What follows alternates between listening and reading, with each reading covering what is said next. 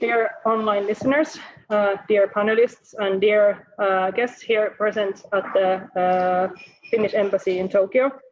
On behalf of the Nordic Embassies in Japan, I have the honor to welcome you to this online seminar, Renewables and the Electricity Market. And this seminar is the first part of a seminar series, A Powerful Renewable Future, Japanese Nordic Dialogues. And we are here at Finland's Metsä Pavilion, which is a sustainably sourced wooden pavilion here at the Finnish Embassy's compound. And I will be your guide today at this seminar. My name is Niina Väisänen, and I'm the first secretary at the Embassy of Finland in Tokyo, responsible for trade and economic issues. And today we will hear many interesting presentations concerning the energy system and decarbonization, both from Japanese and Nordic perspectives. And there is simultaneous online interpretation available, and you have seen the instructions on the screen, how to use it. We will have a short break at 10 minutes to 5, or 16:50 to 17 Japanese time, which is 9:50 to 10 CET. We also welcome questions from the audience to the panel discussion. And if you wish to ask a question, please type it in the Q&A box in the Zoom application before the break, so we have time to translate the questions. And questions are welcome in both English and Japanese. This seminar will be recorded online, and the link to the video will be shared with everyone afterwards. I hope you enjoy the presentations today. And without further ado, I will give the floor first to Mr. Pekka Orpana, Ambassador of Finland to Japan, who will give us brief welcome words. Pekka, please, the floor is yours.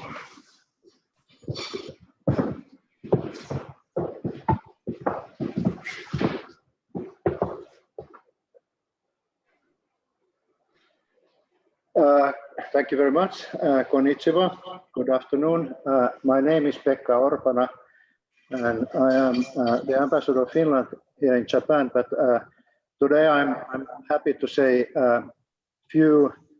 opening words to this seminar on behalf of all Nordic embassies in Japan.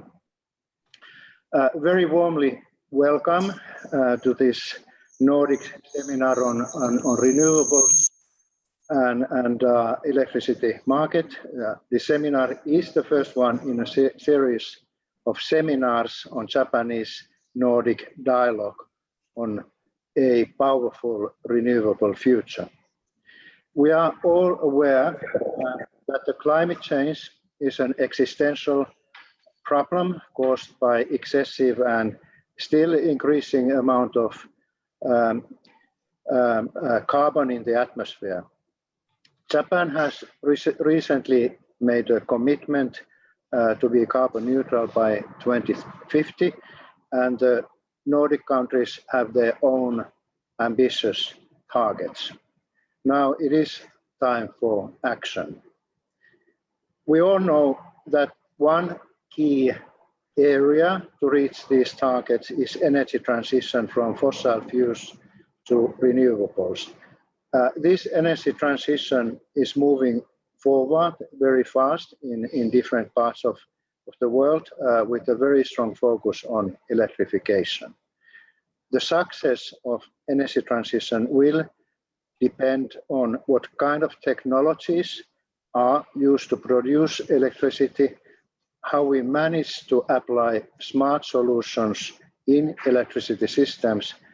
and how we are able to ensure a functioning, balanced, and competitive electricity market. Nordic countries have the advantage of having together an electricity production mix of hydro, wind, solar, nuclear, and biomass. We have still some production of electricity from fossil fuels, but for instance, last year in Finland, 85% of our electricity production came already from renewables or from nuclear power. That means without carbon emissions. And for example, in Denmark, more than 40% of the electricity generation was based still 10 years ago on coal. And in 8 years from now, the last coal power plants will be shut down in Denmark and in Finland. And the same thing has happened already in the other Nordic countries where they have had coal power plants. This energy mix with different types of components in each Nordic country would not be as useful as it is if our grids were not very well connected and if we did not have the common and very well functioning Nordic Baltic electricity market. The investments in interconnectivity and cooperation in combination with common electricity market give us huge advantages in Nordic countries. Competitive electricity market has saved consumers billions of euros in Finland alone. The common electricity market keeps electricity prices lower, which gives competitive and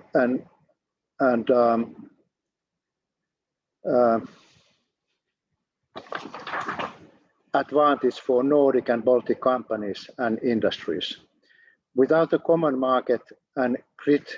the electricity price would be much higher in Finland, which would have affected negatively our economy and society as a whole. The common market helps to balance the grid, enabling further integration of renewable energy. This is not an advantage to consumers only, but also to producers, as it enables a larger customer base than just within each Nordic country alone. When waters are high in Norway, it can sell the additional electricity to other Nordic and Baltic countries. The same with wind in Denmark when the production exceeds its national consumption. And in Finland and in Sweden, it is also easier to feed extra nuclear power steadily to the grid. Without common electricity market, we would have had to build much more power stations with fossil fuels in Finland just to be prepared to the peak consumption for the cold winter months. Many of these would have been idle for the rest of the year. We saved in investment costs and have emitted less carbon thanks to the common electricity market. Reform of the energy and electricity markets play a key role not only in reaching climate goals, but when done properly,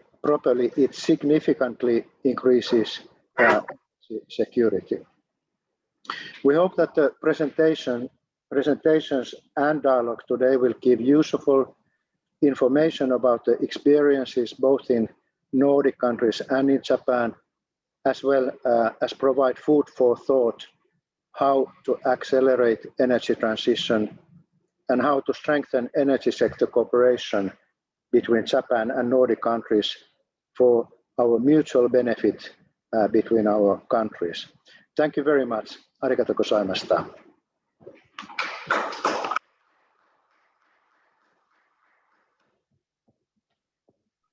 Thank you very much to Ambassador Orpana. And next, we will hear a keynote speech from Professor Jo Yasuda from Kyoto University Graduate School of Economics. His research focuses on energy security. He has a broad knowledge on both Japanese and European energy systems, and he will share his thoughts on the similarities of these energy systems and how to decarbonize them. Professor Yasuda, the floor is yours.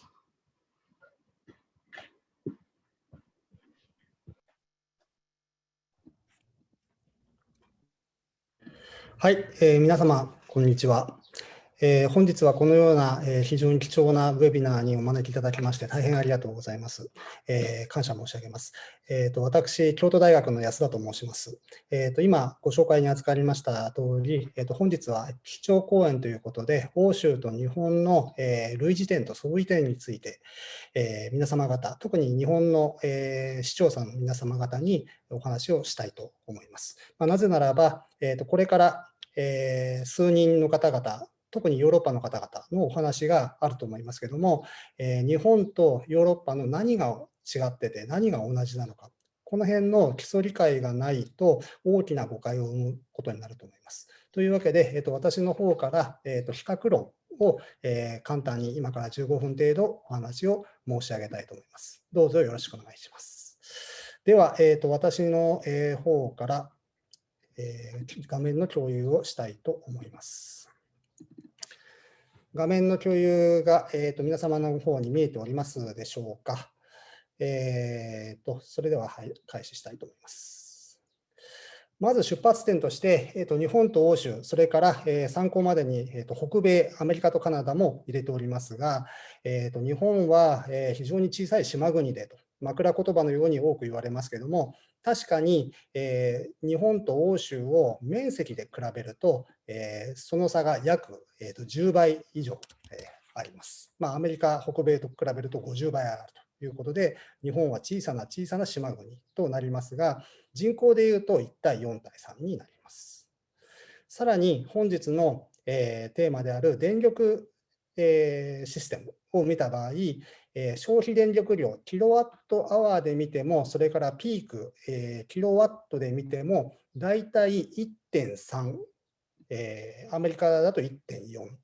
という、大きさになります。つまり日本は一国で小さな国とは言われても、それなりに大きな電力を消費している地域であって、ヨーロッパの10分の1とか100分の1とか、そういう小さい、島国ではないということがお分かりだと思います。さらに連携線に関しては、日本は島国でどこの国とも電力系統がつながってないのでというのもよく言われますけれども、実は北米や欧州も他の地域とつながっているかというと、一応はつながってますけれども、容量的に見ると10分の1とか100分の1レベルですので、ほとんどつながっていると言えない状態、つまり電力系統的には、電力工学的には、孤立系統、アイソレーティッドシステムと言われますけれども、どの地域も同じだということが分かると思います。さらに、同期エリアで見てみましょう。シンクロナスエリア、シンクロナスゾーンとも言いますが、つまり直流連携で切れているかどうかということをこの図では表しています。でそれぞれのボックスは大体同じ面積で、キロワット単位で同じ面積に比較ができるようになっています。例えば日本は東西で 50Hz と 60Hz で分かれていますと。これも枕言葉のように言われますが、実は国内であるいは地域内で分断されているという点ではアメリカも分断されています。これはあまり多くの日本の方はご存知ないかと思いますけれども、国内で分かれています。さらに言うと、ヨーロッパも大陸は一つですけれども、グレートブリテン島ですね、それから、北欧のエリアで分かれて、直流で分かれていまして、それぞれ別の電力システムだとカウントすることができます。つまり日本というのは、中西日本と、それから東日本エリア、それから北海道も直流連携ですので、これも孤立系統ですけども、それはそれぞれグレートブリテン島や北欧、あるいはテキサスなどと、ほぼ同じ大きさを持つということで、日本だけが特殊だというわけではないということがわかると思います。さらに、今度は制御エリア、コントロールエリアで見てみたいと思います。コントロールエリアというのは、日本では一般送配電事業者といいますけれども、そういう送電会社がコントロールするエリアで、欧州の場合はほとんどが一国一送電会社になります。例外はドイツとイギリスなどですけれども、先ほどと全く同じ面積を示してますけれども、欧州の中で一番大きな制御エリアはフランスです。ただ、そのフランスのエリアっていうのは、東京電力パワーグリッドよりも大きいぐらいという形になって、逆に、東京電力パワーグリッドより大きなエリアっていうのは、フランス、イタリア、それから、イギリスのナショナルグリッドの部分ですね、それぐらいしかないということになって、やはり日本は狭い島国なので、それから電力会社がたくさんあるのでと、よく日本の方が枕言葉に言う、使うものっていうのが、実はデータできちんと調べると、いやいや、そんなことはないですよと、そのあたりっていうのは世界とそんなに変わらないですよということがお分かりいただけると思います。さらにもっと比較をしていきましょう。同じボックスを今度は、連携線、も入れて、書いてみました。でよくこれも、枕言葉で使われますけれども、日本は連携線が少ない、諸外国ともつながってないですし、電力会社同士の連携線も少ないと言われてますけれども、そして欧州はたくさん連携線があって羨ましいですねという、そういった言葉もまことしやかに流れてますけども、実際にこうデータで書いてみますとこうなります。ここでですね、北欧の、ボックスがなくて大変申し訳ありません。今日は北欧からの参加者の方が多いんですけども、大変申し訳ありませんけども、大体似たような感じになりまして、一部の地域でとても太い連携線容量はありますけれども、基本は連携線は細いものです。一つの国の大きさに比べて、その隣につながっているパイプの太さというのはそれほど大きくない。その中でうまく調整をしているということで、日本だけが世界的に特殊で、非常に小さかったり、非常に連携線がなかったりという、そういう国ではない。むしろ日本の方が、このあたりの融通に対してはメリットがある部分もあるというふうに言えると思います。同じような比較を今度はグラフで表してみます。ピーク電力に対して、隣のエリアとどれぐらい、連携線がつながっているか、つまり、プールの容量に対して、パイプの太さはどれぐらいですかと、そういう比較をしますと、先ほど見たように、とても大きな国っていうのはあります。ですから、そこだけを見ると、ヨーロッパっていうのは、羨ましいですねとなるかもしれませんが、実は、自分の国の、自分のエリアの、パイプに、プールの容量に対して、パイプの太さっていうのはそんなに大きくありません。下手したら日本の、各、一般送配電事業者さんよりも、低いレベルの国もあります。アイルランド、イギリスといった、島国も、やはり連携線が低い。それでも再生可能エネルギーがたくさん入るということで、少なくともこういった比較をすると、日本が特殊で再生可能エネルギーが入りづらいという、そういったよくある言説というのが、ほとんどデータに基づかない、単なる想像力に過ぎないということがお分かりいただけると思います。これが、欧州の電力系統、あるいは電力市場の情報を見る上で、落とし穴になってはいけない先入観をできるだけ排除するということで、きちんとデータを見るということが重要だと思います。さらに言うと、日本はくし形なのでということで、これは電力系統にお詳しい方ほど言いたくなる、枕言葉ですが、本当にこうくし形で再生可能エネルギーに適してないのかというと、どうでしょうかということもお伝えしたいと思います。特に日本の電力系統はくし形、英語ではフィッシュボーンですけども、そういうのは私が学生時代に言われてました。30年前です。なぜならば、ここにあるように関西と四国をつなぐ紀北線、阿南紀北線、それから中部と北陸をつなぐ、南福道とか、そういったところの直流連携がまだ存在しない時代でした。ですので、そうすると、魚の骨みたいにくし形ですねと言われてますが、そういったものを解消するために2000年前後にこういった連携設備が作られました。で、それ以降はくし形ではなく、むしろループ型になって、しかも欧州のループ型の弱点である、問題点である潮流の制御の難しさというのが直流連携によってむしろ克服されていると。そういう点では日本の電力系統の方がむしろ非常に強い、よく設計された系統であって、昔の方々のそういう知恵っていうのは素晴らしいですよね。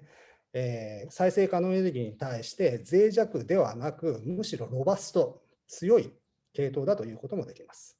さらに言うと、東北あたりはまだくし形の、形が残ってますが、こういった形で日本海を、の沿岸を経由する形で27万5000の系統が通ってますが、そこは50万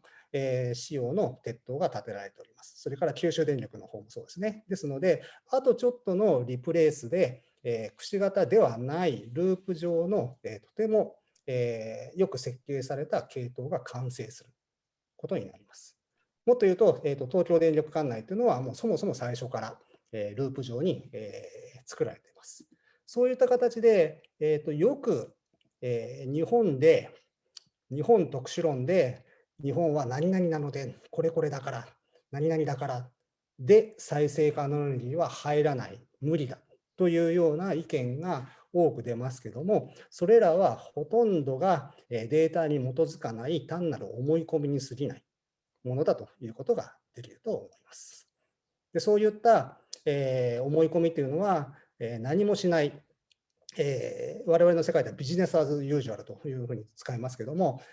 今まで通りのやり方を肯定してしまうような、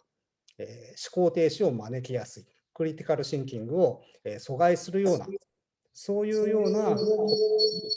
流れがちです。ぜひ、先入観や、10年、20年前の古い知識ではなくて、今ある、データを見て、新しい未来を考えるということが重要になると思います。さて、では、ヨーロッパと日本で何が違うかというのをもう少し、お話ししますと、まず電力市場の設計と再エネ市場というのが圧倒的に違うと思います。スタート時点としては1990年代ぐらいは同じだったと思うんですが、まず北欧の方々が今日いらっしゃいますので、ノルドプールという、非常に有名な電力市場というのが96年に開設されました。ノルウェーではそれ以前からありましたけれども、それから、発送電分離というのがすでに起こっています。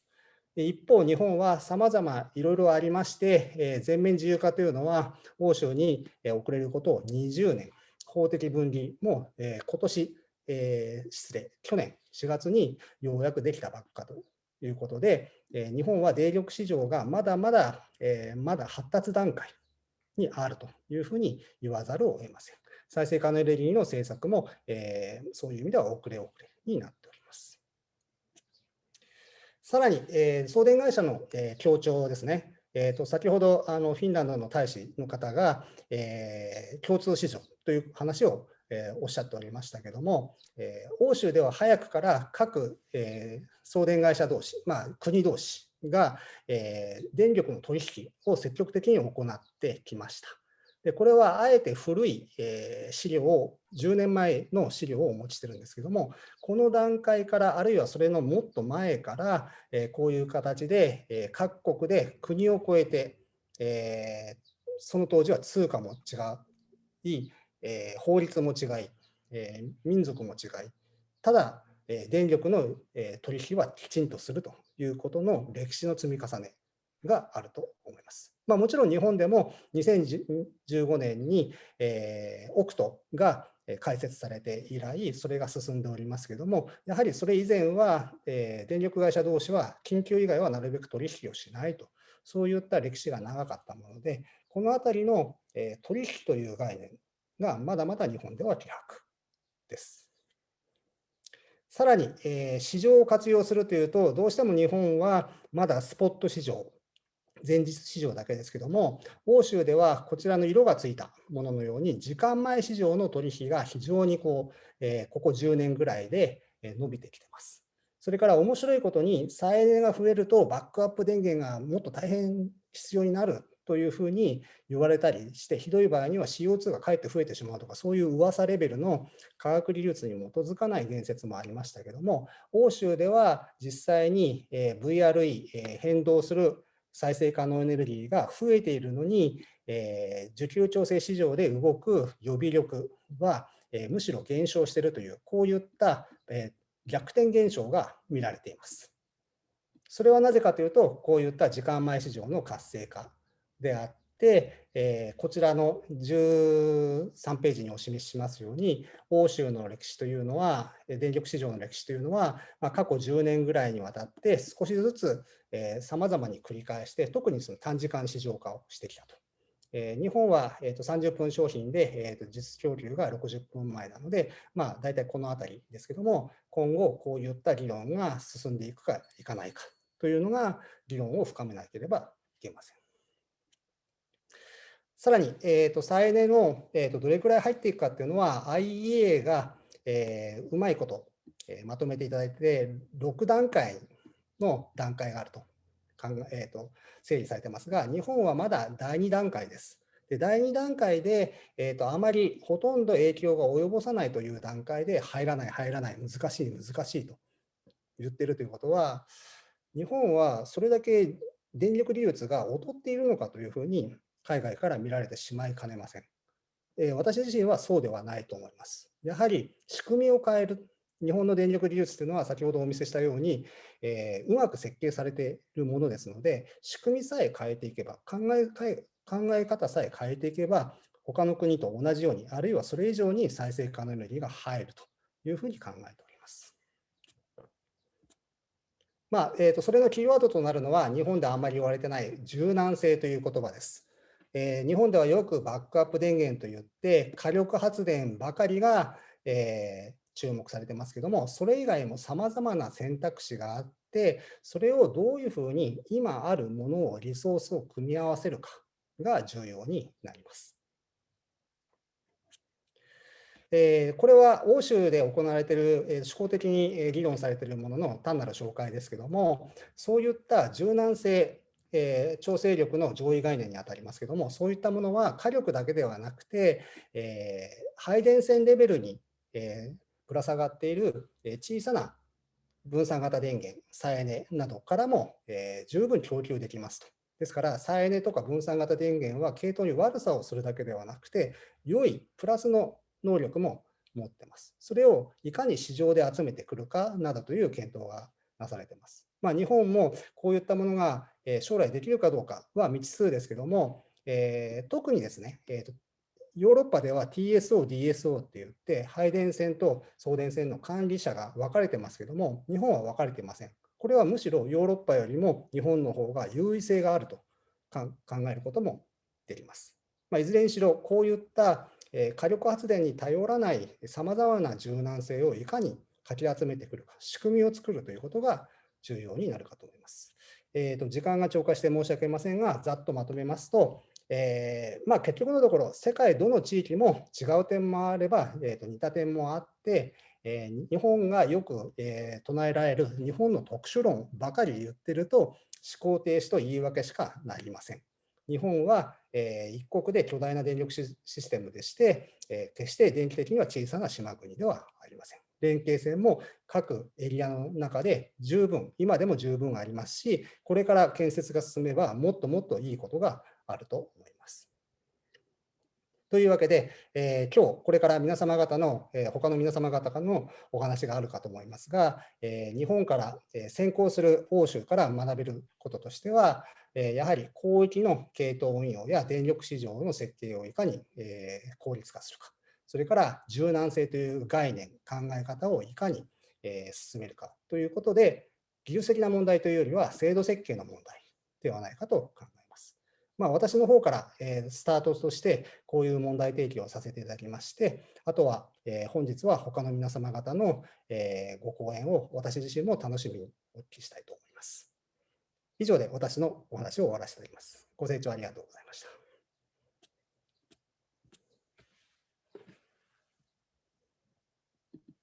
Thank you very much to Professor Yasuda for this very interesting presentation. Next, we will move on with our show. We will hear a presentation from Mr. Hans-Are Bredesen, CEO of Nord Pool Consulting. And Nord Pool is the electricity market operator in Nordic and neighboring countries. Mr. Bredesen will share insights into how Nordic electricity market has included more and more renewables into the spot market. Mr. Bredesen, the floor is yours. Yes, thank you, and dear ambassadors, dear guests. It's an honor to be asked to give a very brief introduction to the Nord Pool market or the Nordic power market history. It's of course hard to do that in 10-15 minutes, but I'll give it a go. And if you look at, so just I'll skip this. I'm again honored to be here, as I'm seeing also a lot of friends on the panels today. I've been engaged somewhat throughout the last, let's say, decade or two on the Japanese market as well. So I'll skip through to our history and try to focus a bit on this. And I think, as was stated by also the ambassador in his opening speech, and also by the previous speaker, we've been on a long journey towards a European electricity market. And what I very often say, kind of, people come to us and ask, can you help us with our market reform project? And then I have to say to them that, kind of, sorry, market reform is not a project, it's a process. You can see that we started in 1991 with the Norwegian market being deregulated, and have had a continuous process from that point until today, and we will probably continue for many years to come in kind of continuously reforming and refining and extending our market. So again, a market reform or a market design is not a static thing. So not go to kind of all of this in detail. The key part of is that we started with Norway as a single country in 1993 and became the first, let's say, international power market, and then was rebranded to Nord Pool in 1996 when Sweden joined, and then consecutively Finland joined in 98 and Denmark joined in two phases in 99 and 2000. And by kind of, again, it took us 7 years to get from a national market to a Nordic market, and we have continued kind of after this to expand into UK and Estonia, joining in 2010, 2013. All the Baltic states joined, and essentially now we are what is called a nominated electricity market operator in 15 countries, and we are serving 2 other countries. So now you can say that kind of from being a small Norwegian going through a Nordic market, we are now kind of a European market operator. And also just a fun fact, we actually did the simulation of the Japanese day-ahead market. I think it was in 2001 and 2002, where we used actually our trading system to simulate how a Japanese day-ahead market could look like. And if you try to look at kind of how this has developed, and I very often have this slide with me, and people might laugh and say, kind of, what are we talking about, this happy marriage between an economist and an engineer? But that is part of the success story of the Nordic power market, where we took kind of here represented by Mr. Keynes being the economist and Tesla and Edison being the engineers, trying to balance. I'll jump to this kind of a balance kind of between the requirements from the economist compared to the engineer, because kind of the whole idea behind the Nordic market was to move from a let's say centrally controlled short-term optimized market done by a central national utility towards a more market-based solution. But then, of course, it's always a balance that is needed to be found. That kind of, from an economist point of view, you want kind of a liquid market, big trading areas with very few constraints, standardized products, a large number of competing buyers and sellers, where kind of there are very few differentiations between the buyers and the sellers. But then on the opposite side, kind of the engineer, of course, needs a market that represents most of the physical or the underlying physical, let's say, setup. he wants the trading to be done based on the fiscal constraints being represented in the market. He wants customized products to fix the problems or the real fiscal needs, and he really wants to know kind of the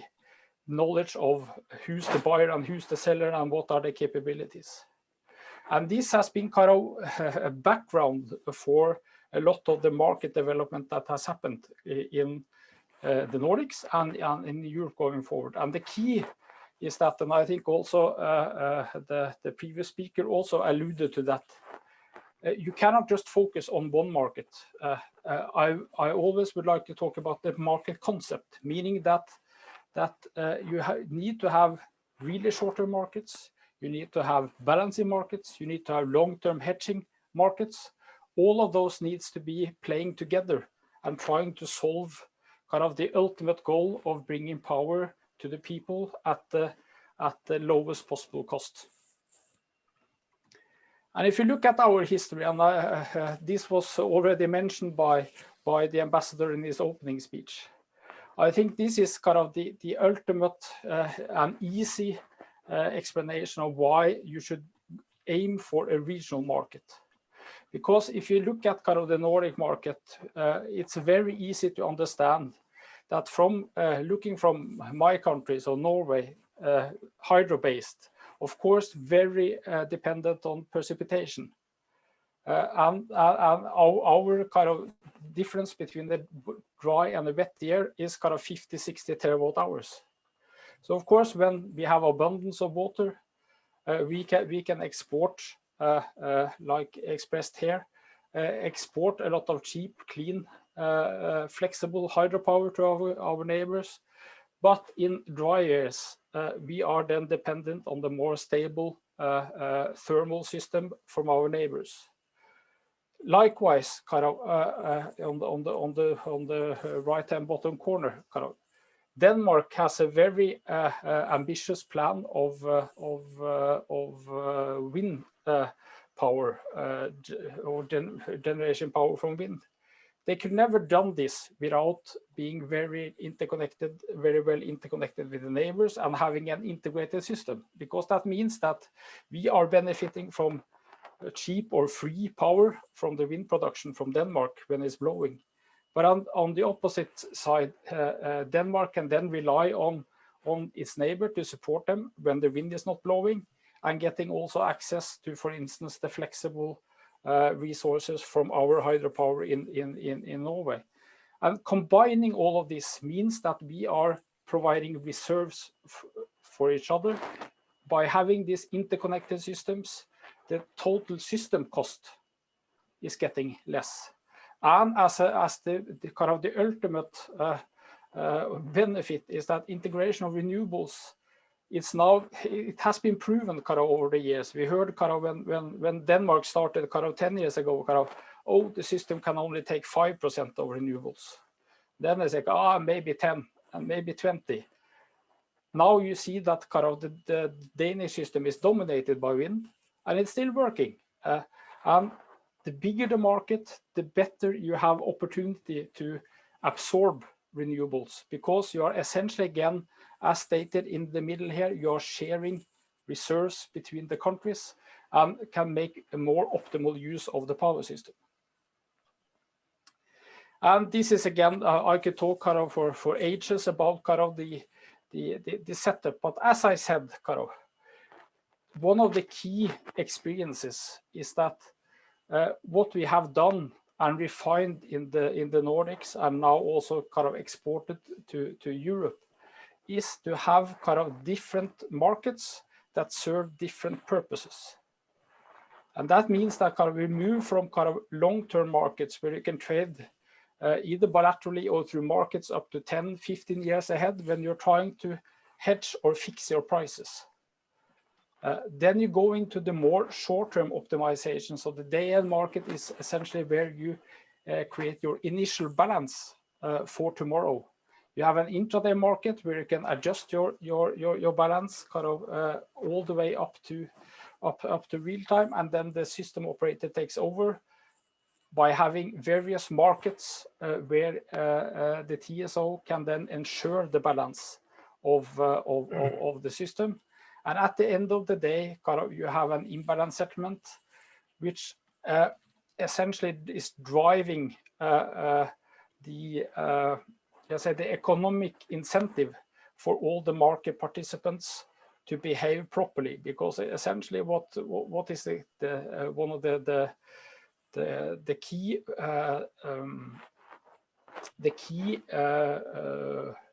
solutions that we have implemented in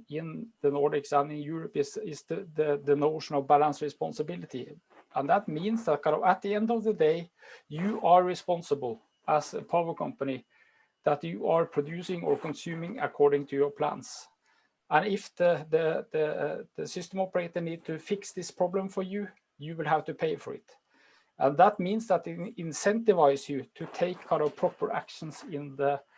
various markets to essentially be in balance, because that's the most economic benefit for you. And then at the end of the day, this also means that the system is much more secure, because it's not the TSO actually that is balancing the system, it's everybody who's balancing the system. And just to summarize how we are doing this in Europe now, so you have probably heard this, but the EU internal energy market covers both day-ahead, intraday balancing and forward markets. What has come by far farthest is the day-ahead market coupling. So you can see now the dark blue countries here are part of what is called the single day-ahead coupling. It's also called price coupling of regions historically, and this is essentially where we have developed a set of or one algorithm that is run for all of these countries in the day-ahead time frame. It was launched in 2014 and it's based on this MRC agreement that talks about how we technically couple. In addition, it has been ongoing a project, let's say, for coupling also on the intraday time frame. You will see this referred to the historical name, let's say it was XBID, so cross-border intraday market, now renamed to single intraday coupling, which is now also spreading through the same countries. And we also have seen now that we have also regional balancing initiatives in Europe. But I think that as a summary of my presentation, I think the key is that, and this is not me saying this, this is from the system operators and the regulators of Europe that states this. This regional market or integrated energy market in Europe has resulted in less CO2 emissions, better competition, saved cost and lower prices, and maybe also, interestingly enough, higher security of supply. Because what we see in many places where we come and want to talk about market, they say, oh, but this might be a problem for the security of supply. But actually the European transmission system operators clearly states that the integrated energy market of Europe have provided a higher security of supply for the whole of Europe. So I think by that, I'll close off and we can take questions, or we can take questions at a later stage in the seminar.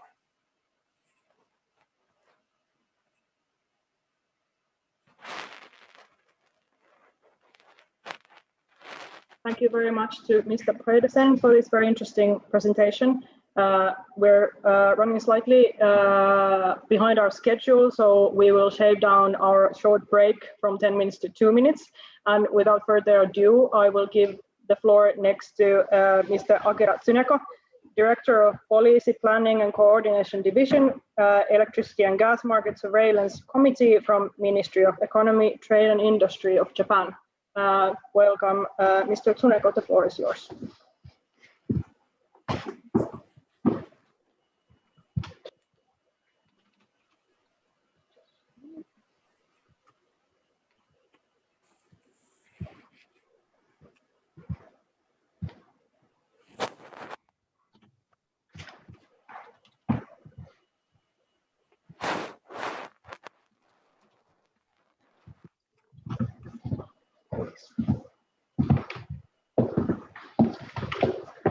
はい、経済産業省電力ガス取り監視等委員会の知名等でございます。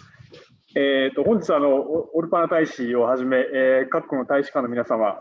このようなセミナーを日本で開催していただきましたことにつきまして、深く感謝をいたします。で、今日の、すみません、参加していただいている方がどういう方かってなかなかちょっとここにいるとよくわからないんですが、多分今日のテーマに興味を持っておられる方が参加をしていただいているんじゃないかと思いますので、その前提でお話をさせていただきます。で、皆さんご存知の通りですね、日本の電力システムは、この数年でですね、大きな制度改革を進めてまいりました。で、その際にですね、実は北欧の仕組みをかなり参考にしてきたと私は思っております。で、日本の仕組み、まだまだ完成途上なところもあります。それから、またこれから再生可能エネルギーをもっともっと増やしていくという新たなチャレンジに、今、向かって進めていくということが求められておりまして、そういったことを進める上でもですね、まだまだ北欧各国の経験から学ぶことは多いというふうに思っておりますので、日本の関係者がですね、このセミナーを通じ、北欧の経験を学びですね、より良い仕組みを作っていくということにつながっていくということを非常に期待しておりますので、ぜひですね、それにつながるような話を今日、それからまた多分このセミナー、次回も続くのかなというふうに思っておりますので、そういう話をさせていただければというふうに思います。で、ということでですね、私はですね、一体北欧の経験からまだまだ、どういうことを学んでいけばいいだろうかということで、少し今日はどういった点をより北欧の経験について勉強すべきかという点を中心にですね、話をしようというふうに思います。で、再エネをですね、これから主力の電源にしていこうということも日本の大きな目標なわけでございますが、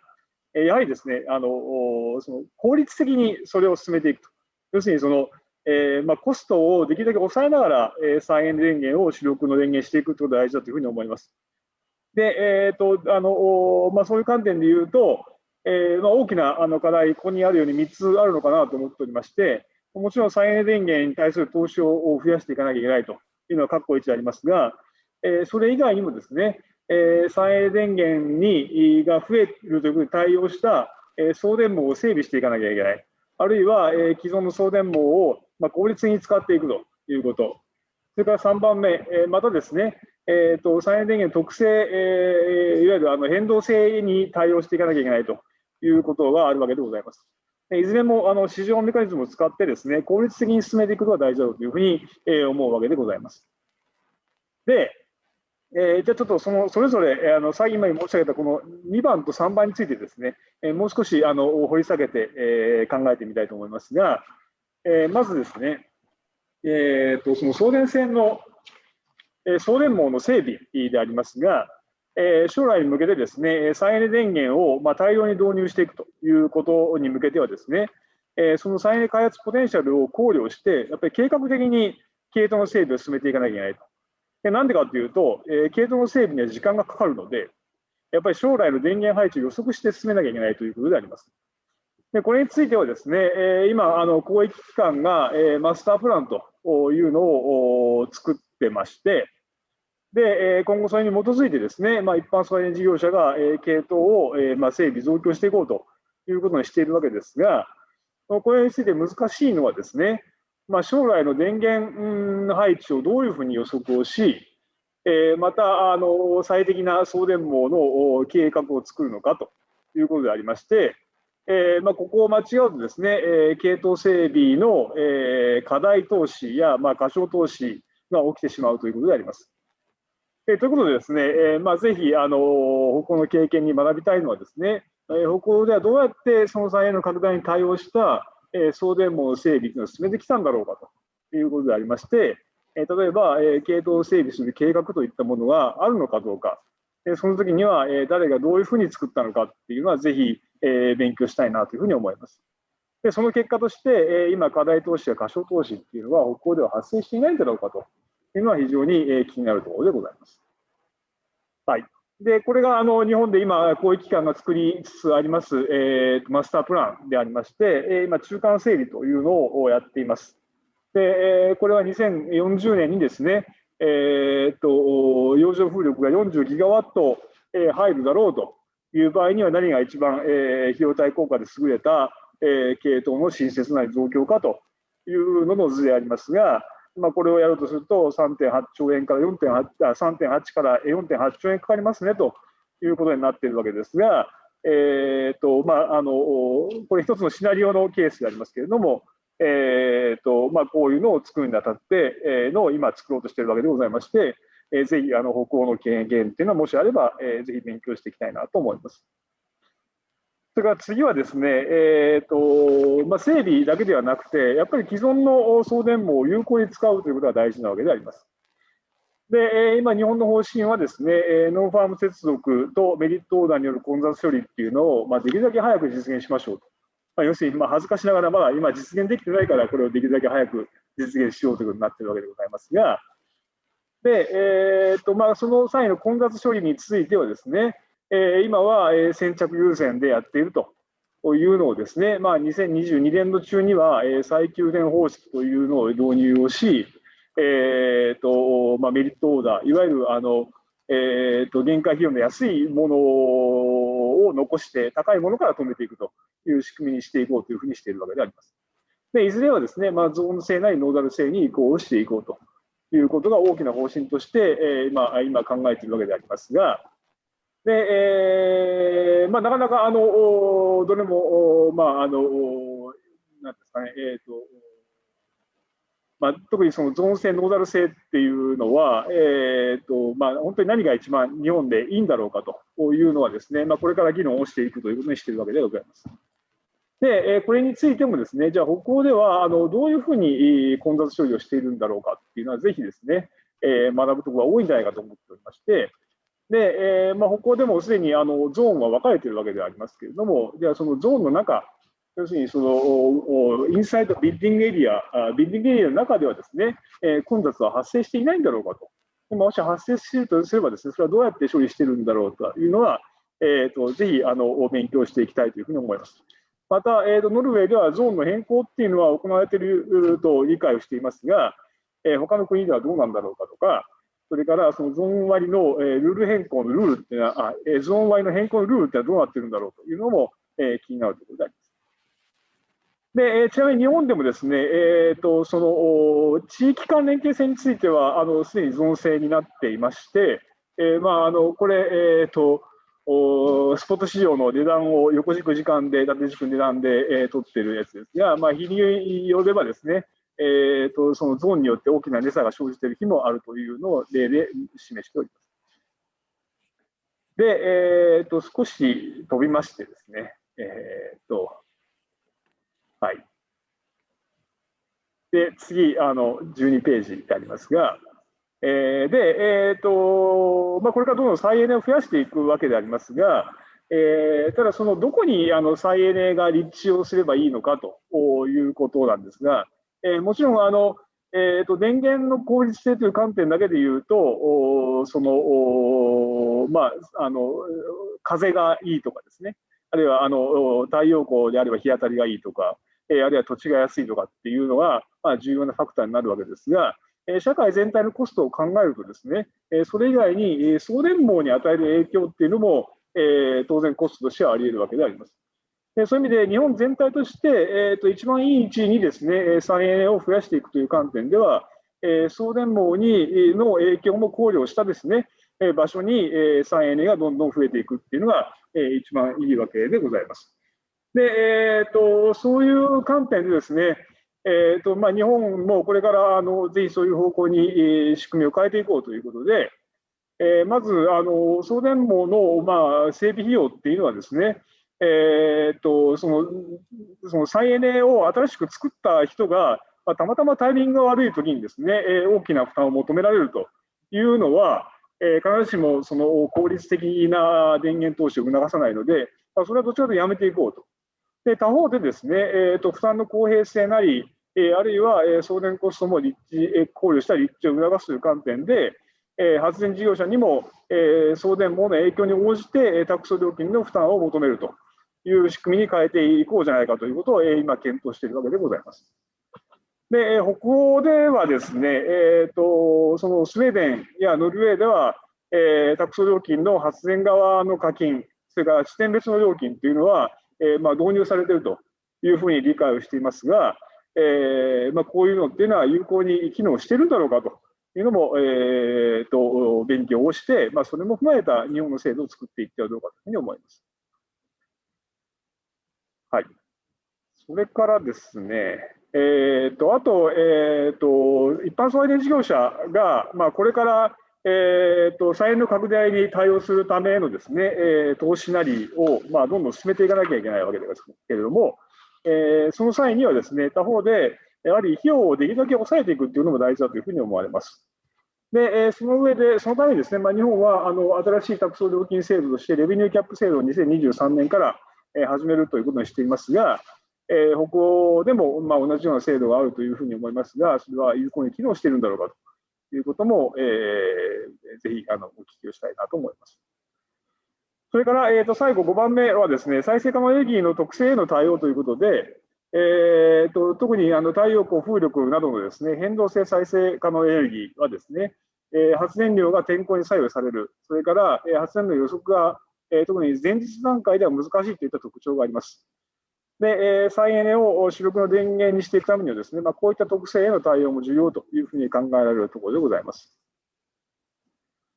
で、その特性ですね、やっぱり天候に左右されるということで対応していくためには、その発電量に合わせるように需要をシフトするということも重要と思います。で、太陽光は今、日本は多いんですが、そうして土曜、休日の昼間に電気が余るという傾向がありますし、晴れてる日に当然発電量が増えるわけですね。で、そういう中でですね、ぜひ需要シフトをするということは大事だと思いますが、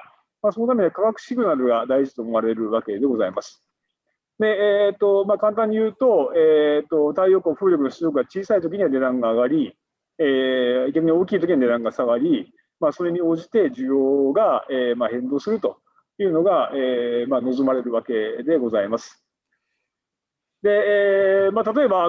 最近でもゴールデンウィークではですね、昼間全国的にスポット価格が 0.01 円という日もあったわけで、こういう日にもっと電気を使っていただいて、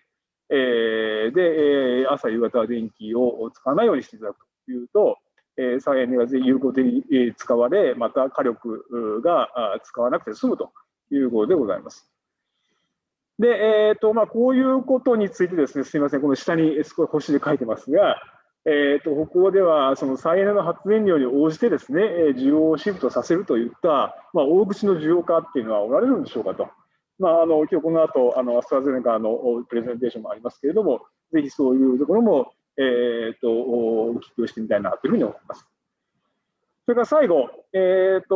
再エネ、特に太陽光はですね、前日時点で発電の予測が難しいということで、大きく外れる日がございます。で、このためにですね、送配電事業者はかなりの量のバックアップを待機をさせておりまして、で残念ながら日本の場合、バックアップがやっぱり火力が中心になっているということで、ございます。で、この図ですが、要するにその太陽光が明日発電するだろうと思っていてもですね、万が一天気が悪くなったときに備えてですね、火力のバックアップを立ち上げているわけですね。でなんで立ち上げているかというと、火力は起動に時間がかかるので、前日段階で立ち上げるかどうかを決めなきゃいけないんですね。なので、最悪のケースに備えて多めに起動しているということが今起こっております。で、これをどうやって減らしていくのかっていうのは大きな課題になっているわけであります。で、これはいろんなことを多分やっていく必要があるでしょうと。で、火力以外の方法で調整できればそれはいいので、例えばデマンドレスポンスっていうのもあるでしょうし、それからもっと起動する時間が短ければ、わざわざ前の日ではなくて、もっと直前になれば、太陽光の予測ももっと当たるようになりますので、そういうふうがいいんじゃないかとか、いうのはあるわけでございます。ということで、北欧にではですね、この、変動性、再エネの発電量の予測発令というのはですね、どのようなふうに対応されているのかなと。で、風力が主力なので、あんまり前日点で外れないのかなという気もしますし、あるいはコジェレとか水力とか、あるいは DR というのは広く活用されているのかなというふうに思います。このあたりも、ぜひ参考に日本の仕組みを作っていく必要があるのかなというふうに思っております。はい。以上ということでですね、まだまだ日本にも課題があるということと、北欧の経験を学ぶことは大事だということで、いくつか論点を挙げさせていただきました。私のプレゼンテーションは以上です。どうもありがとう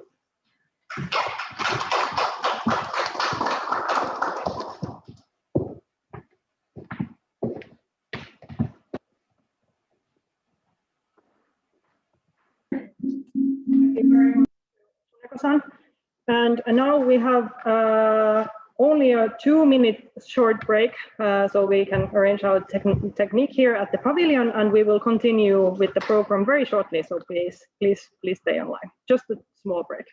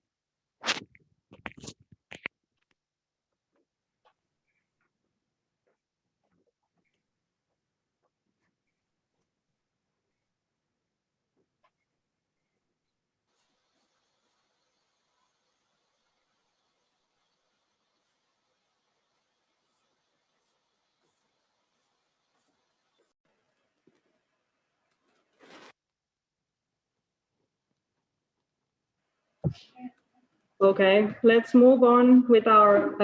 program today. The next speaker will be Mr. Ulrik Möller, Senior Economist at Energinet, which is the Danish transmission system operator. He has been working with the electricity market from grid owners' point of view. And he will share their experience on how to create a market with space for renewable energy. Mr. Möller, the floor is yours. Thank you. Can you see my screen? Yes, we can. Okay. Good morning, ambassador, guests, and colleagues of the Nordics and Japan. My name is Ulrik. I'm senior economist at the Danish TSO in Energinet. I've been working with market design, electricity market for around 20 years. I'll try to continue the speech of Mr. Bredesen from the Nord Pool Consulting. Try to dive more into how the market can support the integration of renewables. I prepared a small agenda. First of all, I would like to start off with the security of supply in Denmark, and also in parallel with high share of renewables we have in Denmark. Then I'll dive into how we do in Denmark, in the Nordics and in Europe, do integrate the renewables into the power system with the application of electricity market. And then finally, I will try to tell and show how renewable can also play a more active role in the system, which is needed when you move into very high shares of renewables.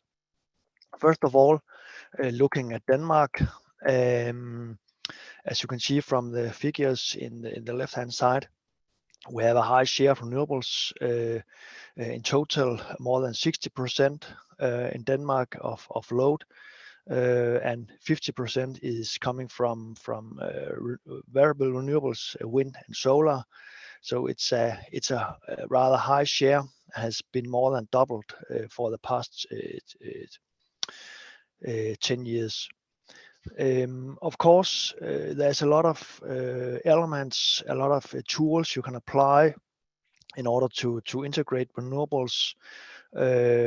from strong interconnections to a lot of elements you need to put in place in order to integrate. What I would like to show is the market perspective, so to speak, and only a small corner of the market perspective due to the limited time we have. Still, even we have this high share, we can still see that security of supply in Denmark is very high. So nearly 100% of time, Danes will have electricity in the outlet in the households. So it's clear that you can have high share of renewables going along with security of supply,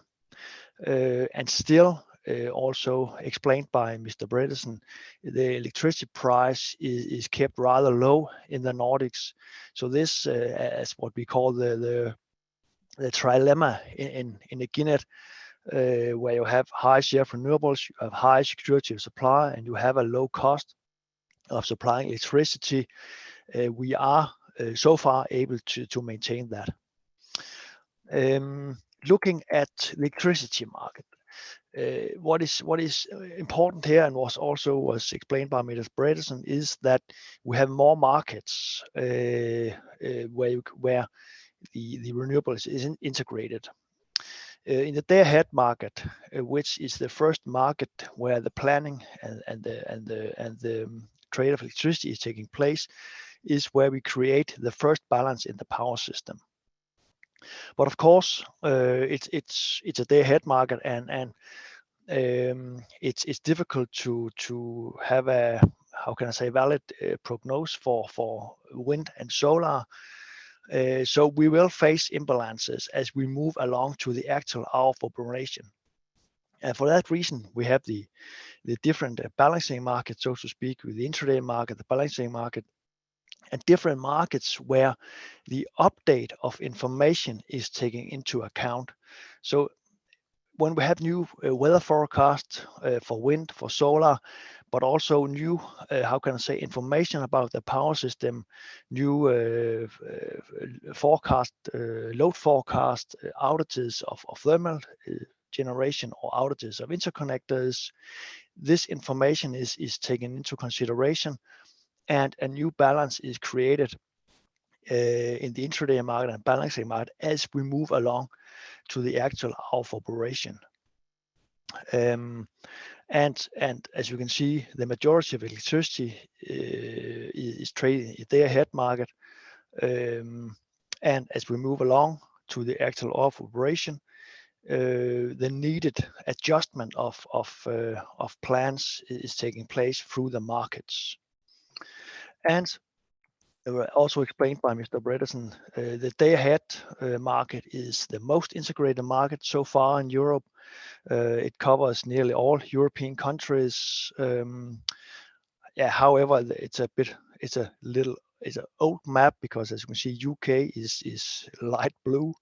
It should be colored in a different way due to the Brexit. As we move along into the future, the remaining markets, intraday markets and balancing market, will also cover the entire Europe. The intraday market is a European-wide market to some degree yet. The balancing market still needs some integration, but is on its way to be integrated all over Europe.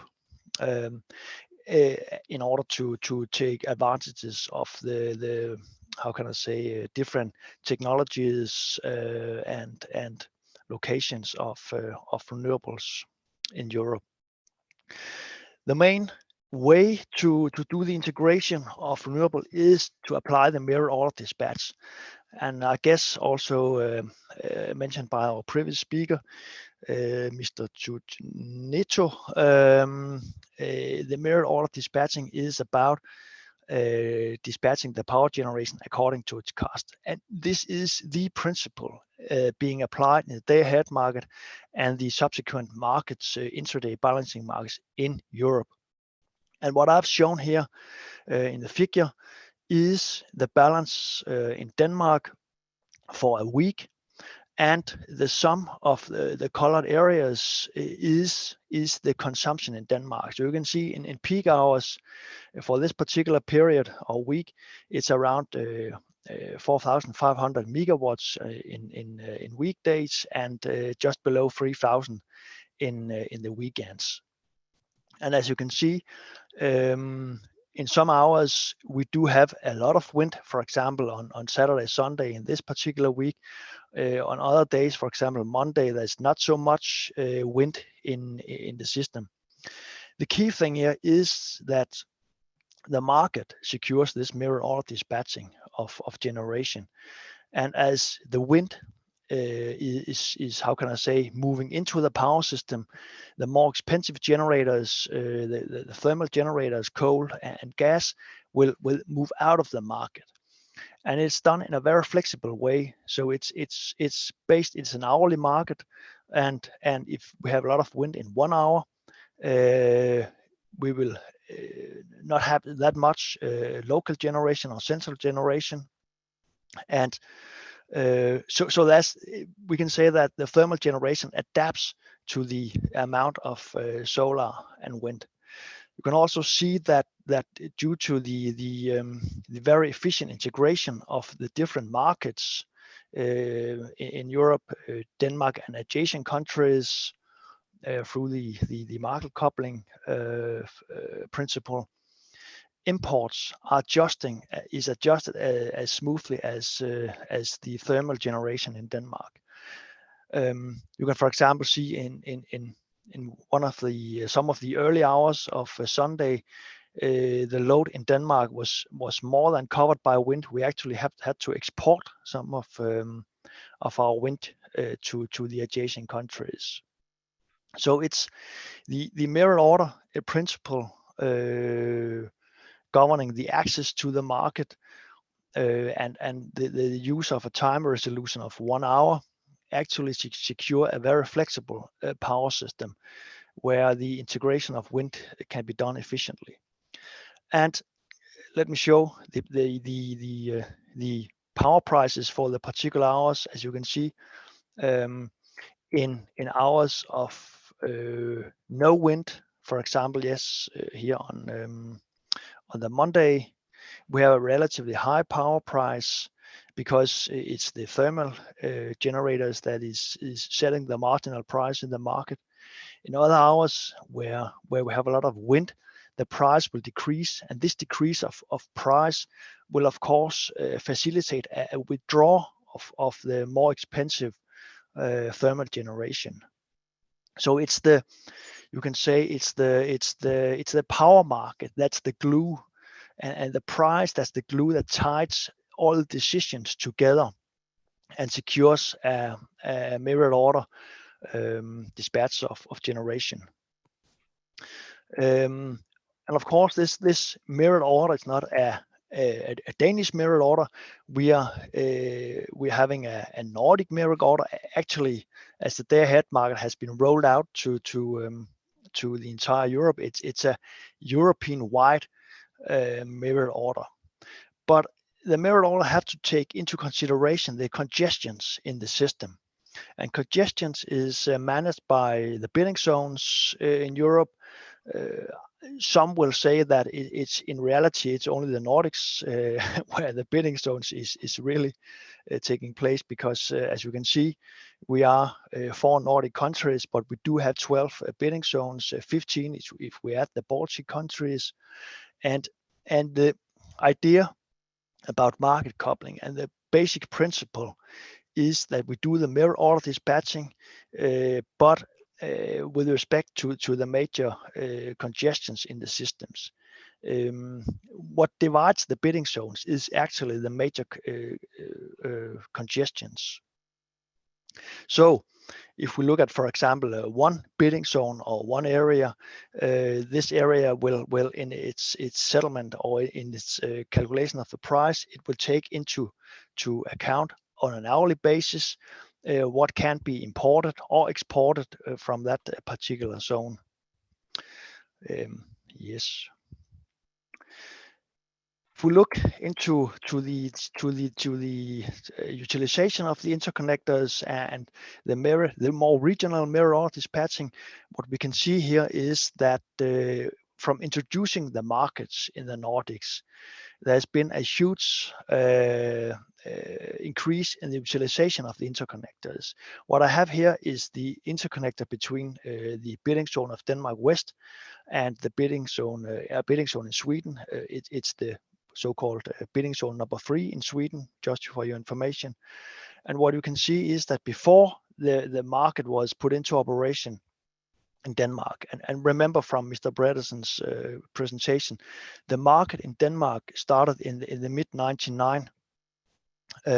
Before that, there was not so much or that much exchange of electricity between, for example, Denmark and Sweden. But moving into the market, just half year after we have launched the market in Denmark West, you can see there's the utilization of the interconnector towards Sweden has increased considerably, and it basically reflects the regional mirror order dispatching of electricity. And today, what you can see is that the price of Denmark reflects a highly integrated market. Only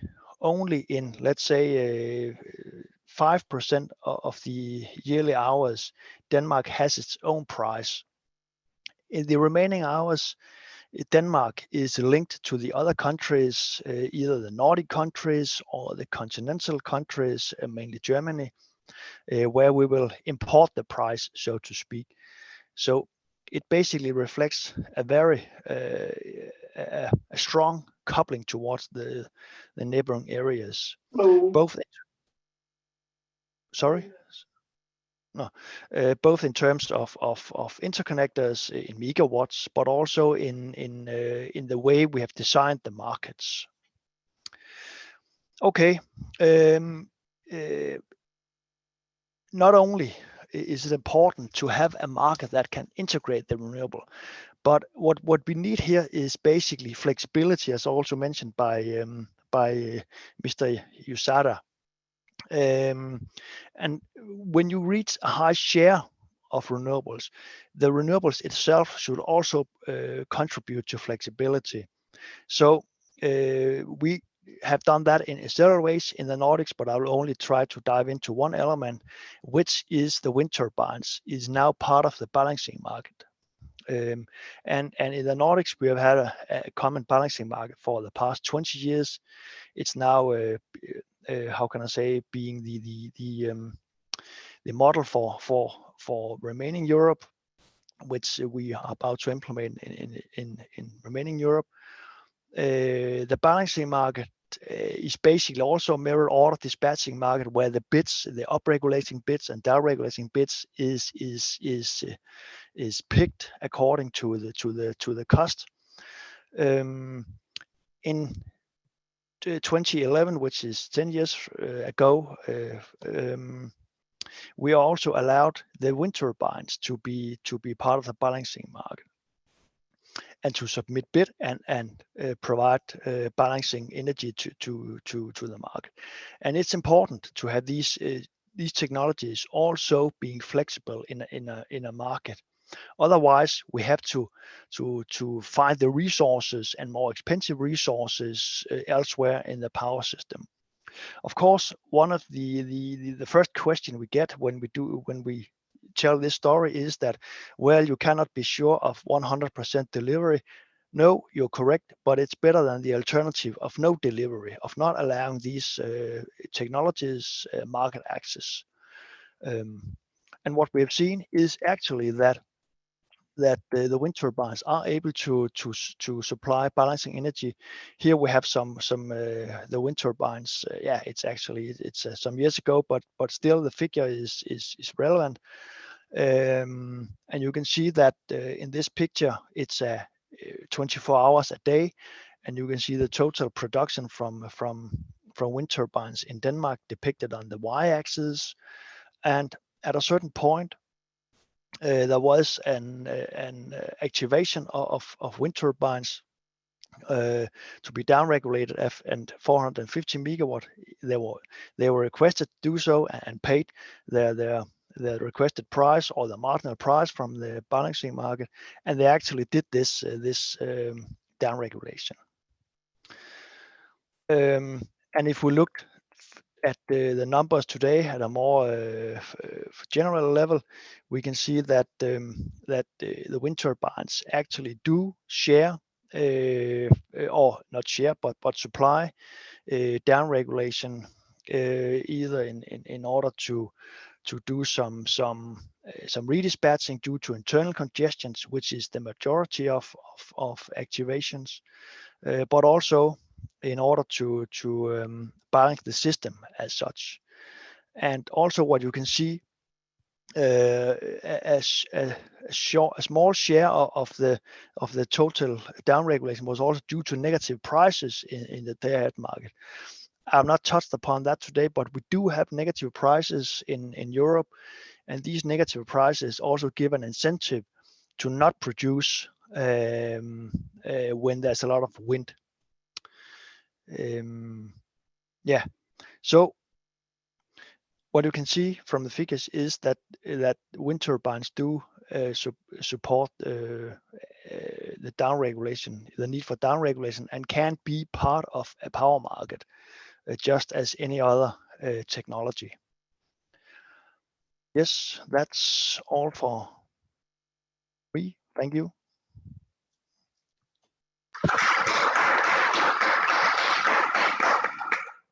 Thank you very much to Mr. Nolas for a very interesting presentation. We will then move on to the next item on the program. We will hear a presentation from Mr. Fredrik Ringvide, Vice President of Japan Operations for AstraZeneca. He will talk about how a global company like AstraZeneca sees the need for electricity market with high share of renewables in order to fulfill their decarbonization targets. Mr. Ringvide, the floor is yours. Thank you. Dear ambassadors, ladies and gentlemen, good morning, good afternoon. My name is Fredrik Ringvide, and I'm leading our operations organization for AstraZeneca here in Japan. And with operations in this case means manufacturing and supply chain activities. 13 years ago, I made a decision to buy shares in a wind turbine park through a corporation where members invest upfront and then would be supplied for their household from that specific wind park with a specific annual amount of energy for the lifetime of the wind turbine at the price lower than in the regular market, which gave a return on investment of around 11 years. Since then, our family house in Sweden has been fully sourced with electricity from this wind park. Why do I mention this now? I think one of the reasons is that I believe this is one example of how innovative thinking and new business models can speed up both the establishment of renewable energy as well as driving engagement and interest in this matter. However, today I want to give some customer perspective on the needs for electricity markets and renewables. But I want to start with a little bit overview of our sustainability agenda in AstraZeneca. For us, it's about using our capabilities to make the most meaningful impact where society needs it, and that's around health. We know the health of people and the planet and our business are interconnected, each impacting the others. Our goal is to integrate sustainability into every aspect of our enterprise. This is both a responsibility and a business opportunity. We have 3 strategic priority areas. Each area has its own ambition. It's access to healthcare, environmental protection, and ethics and transparency. And for today, of course, we will dig a little bit more into environmental protection as the theme is around green energy. In AstraZeneca, we all live and breathe our values. When we say that we follow the science and we do the right thing, which is 2 of our 5 company values, we don't just do this with a patient-centric and healthcare mindset. We also follow the science of environmental protection, whether it's the science of climate change or how we manage the discharges from our production sites. The expectations from our stakeholders are high. That means patients, employees, healthcare professionals, investors, and the communities in which we operate. The impact of climate change on planetary health could undo many of the health benefits we have delivered to society over the last 50 years and impact the resilience of healthcare,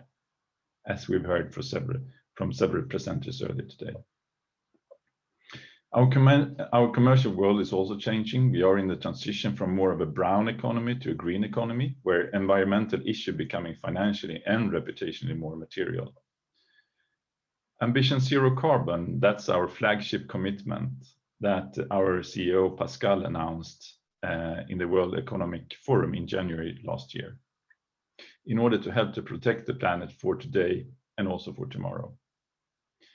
We are very proud to say that we, with this, are leading the pharma industry in this area, and we've been seeing other companies following our leadership with similar commitments. And we find that this is great because it's not a competition. We need to work together when we can work together to achieve a difference. To dig in a little bit more into Ambition Zero Carbon, as I said, we launched this in January last year, and this is about two main areas where we firstly commit to eliminate greenhouse gas emissions from our own sites and fleet by 2025,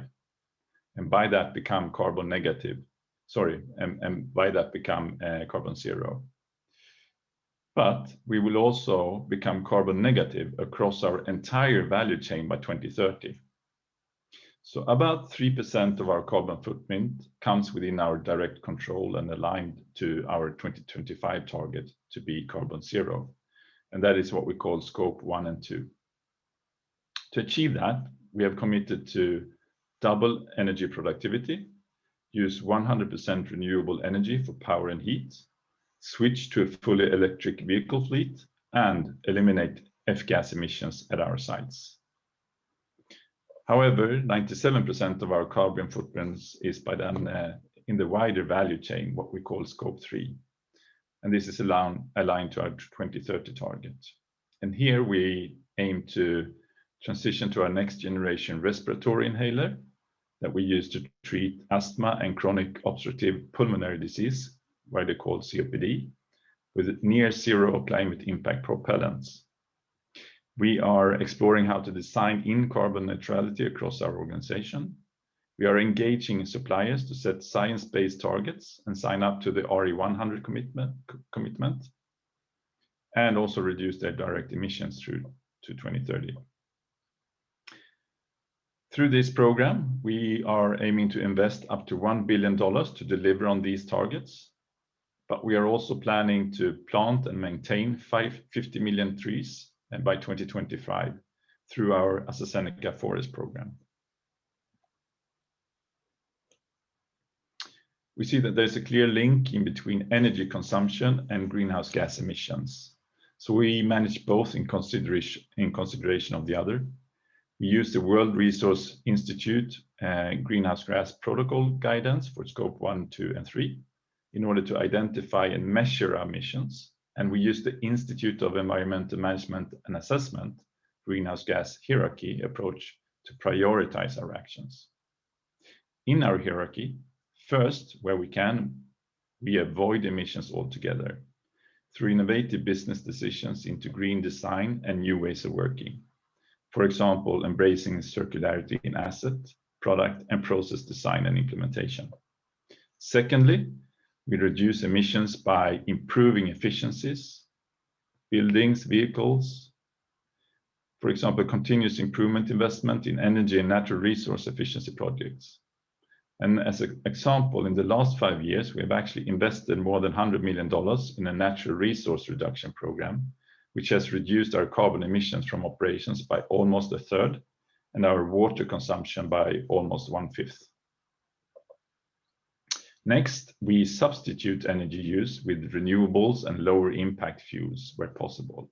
For example, sourcing renewable energy, switch fuels to green gas, etc., and to transition to an electrical fleet. We believe that it's through avoiding, reducing, and substituting that we aim to achieve zero carbon emissions from our operations, including sites and vehicle fleet, by 2025. Whilst there is a plan to have no residual emissions, there are aspects of our 2030 carbon footprint that we can't avoid, reduce or substitute. For example, flights for essential business travel.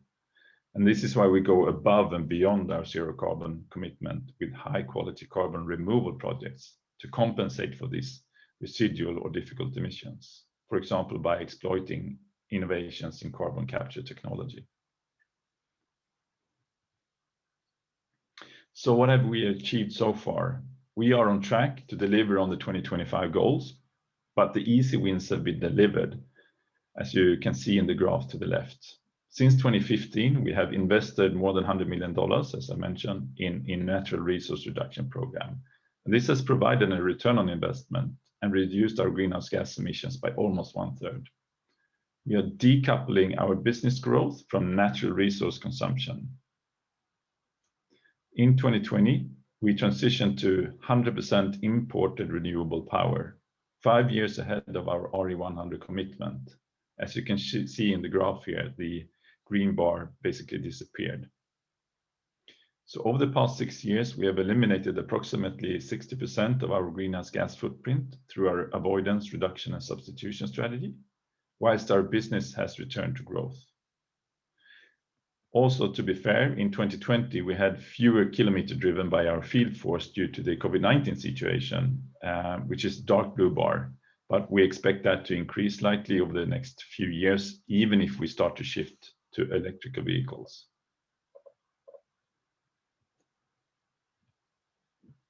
So that was a bit about AstraZeneca as an enterprise. If we dig in a little bit into AstraZeneca here in Japan, firstly about our footprint and how we look as an organization. We were established here back in 2000 after the merger from the Swedish Astra and the British Seneca. And we are a little bit more than 3,000 employees today. Our total revenue from last year is just about $2.6 billion. And we were ranked as number 4 from a sales perspective last year. And I can say that we aim to be number 1 by 2025. We are located across the country, but our headquarters is in Osaka.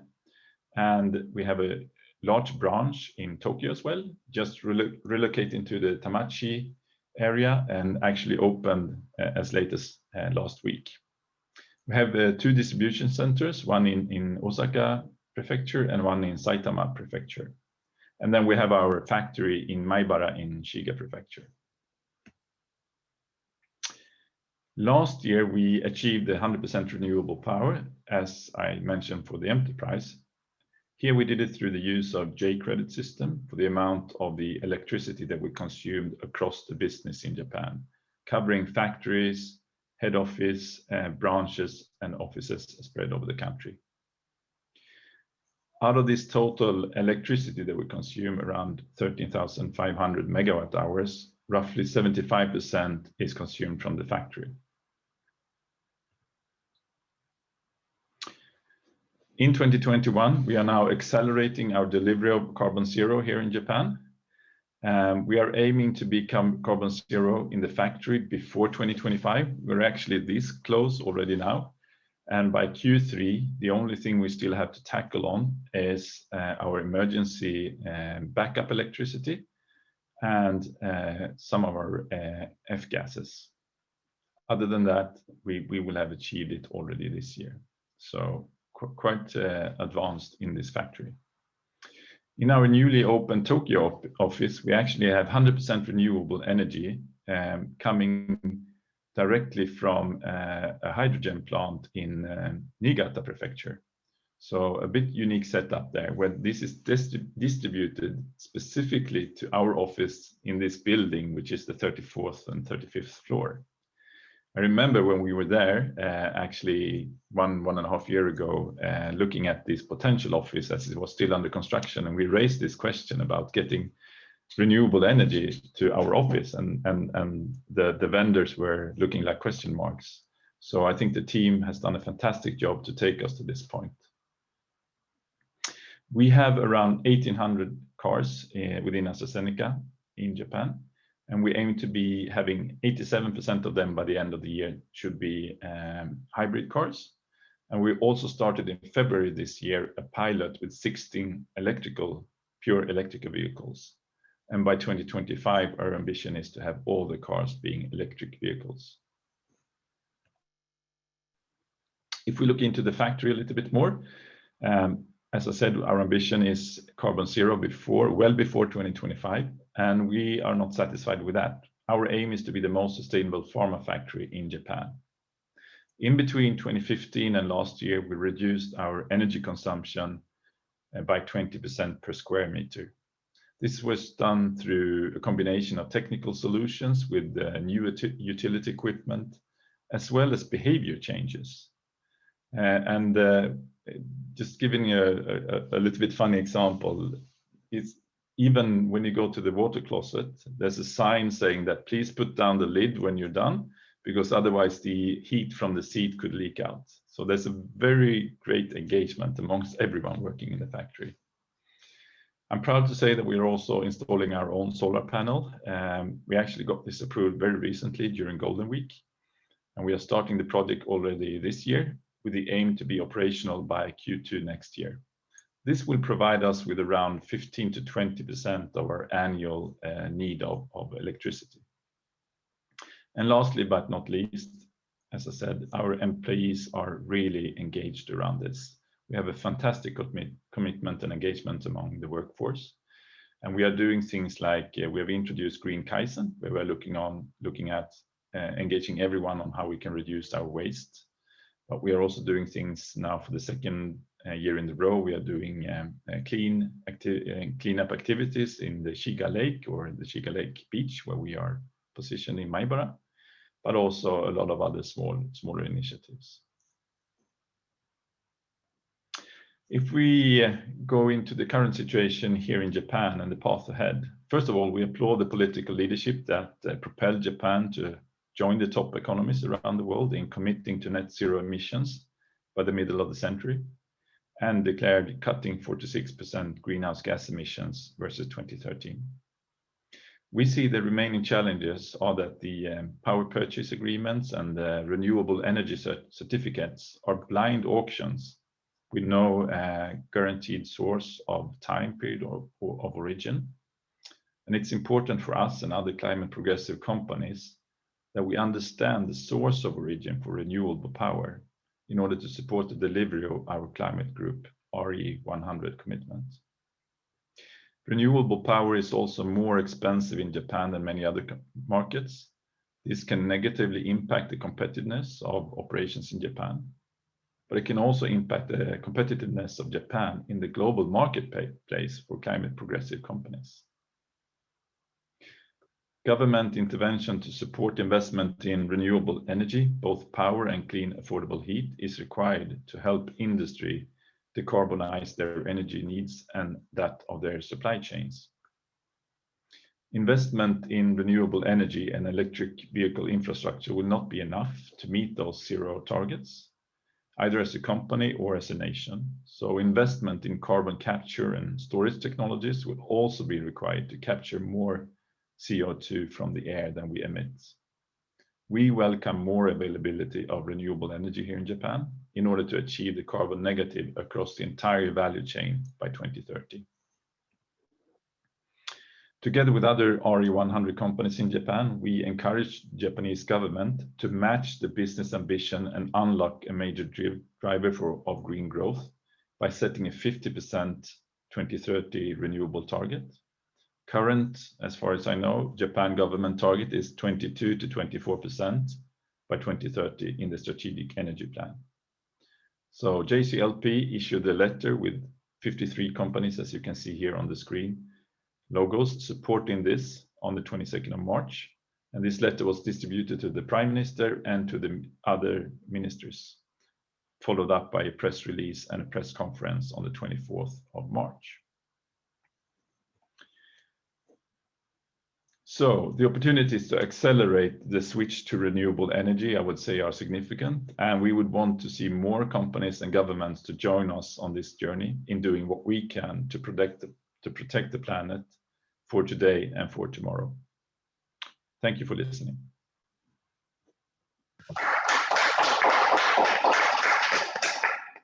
Thank you very much to Mr. from AstraZeneca for this nice and concise presentation. We will now move on to the second last item on our program, which will be the panel discussion. And please allow us a few minutes of technical arrangements, and then we will move on with the discussion.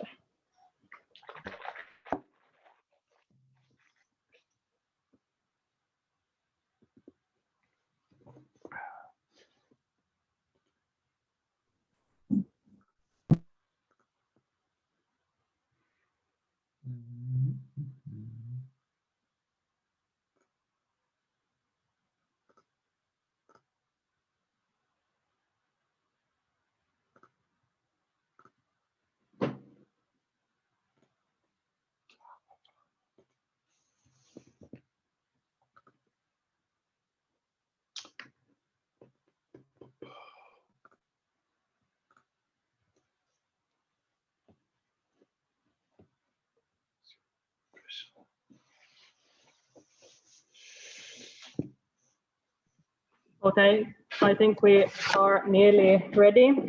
We will move on to the panel discussion, Renewables in the Japanese electricity market, Challenges, Needs and Opportunities. And the panel discussion will be moderated by Ms. Mika Obayashi from the Renewable Energy Institute. And I will give Ms. Obayashi the floor, and she will also introduce the other speakers. Thank you. 大林でございます。本日はフィンランド大使館の本当にその素敵な建物、木造でですね、これはムーバブルというか移動もできるという建物らしいんですけれども、ここでセミナーが開けますことを大変嬉しく思っております。本日は日本と北欧諸国の電力市場ということで、どうやって変動型の自然エネルギーを統合していくかというお話です。それぞれの識者の方々のお話を伺いました。これから限られた時間ですけれども、これまでプレゼンテーションしていただいた発言者の方々、また新しいスピーカーの方も交えてディスカッションを行いたいというふうに思います。日本では昨年10月にカーボンニュートラル、今年の4月に新しい NDC として 46% の削減という総理の宣言がございました。これまで日本では明確なタイムラインと明確な野心的な目標が示されてきませんでしたので、大変大きなインパクトを与える宣言になりました。とにもかくにも日本も海外の国々と足並みを揃えてカーボンニュートラルに向けて走り出した状況です。日本の温室効果ガスの9割が二酸化炭素、その二酸化炭素の9割以上がエネルギーセクターから出ていますので、エネルギー転換というのは日本にとって一数の課題となっています。特に大きな課題が電力分野における化石燃料の依存が大きいことです。しかしながら過去10年間を見ると、福島の原子力事故をきっかけに電力システム改革が加速をされて、発送電分離や小売の自由化が始まる。そして何より2012年に導入された固定価格買取制度によって自然エネルギーが非常に増える。で、特に太陽光は過去10年で4ギガワットから67ギガワットという、飛躍的に伸びた。自然エネルギーはすでに日本の電力の 22% 近くを賄うまでに成長しております。日によっては日本全体の半分以上の需要を自然エネルギーが賄う日も出てきてい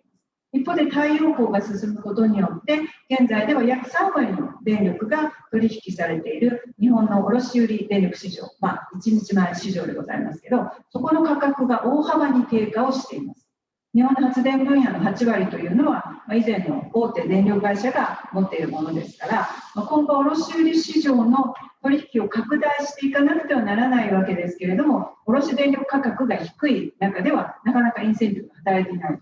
状況にも直面しています。すでに欧州では自然エネルギーを主軸とした電力市場設計を行って変動型の自然エネルギーの市場への大量導入、統合を行っています。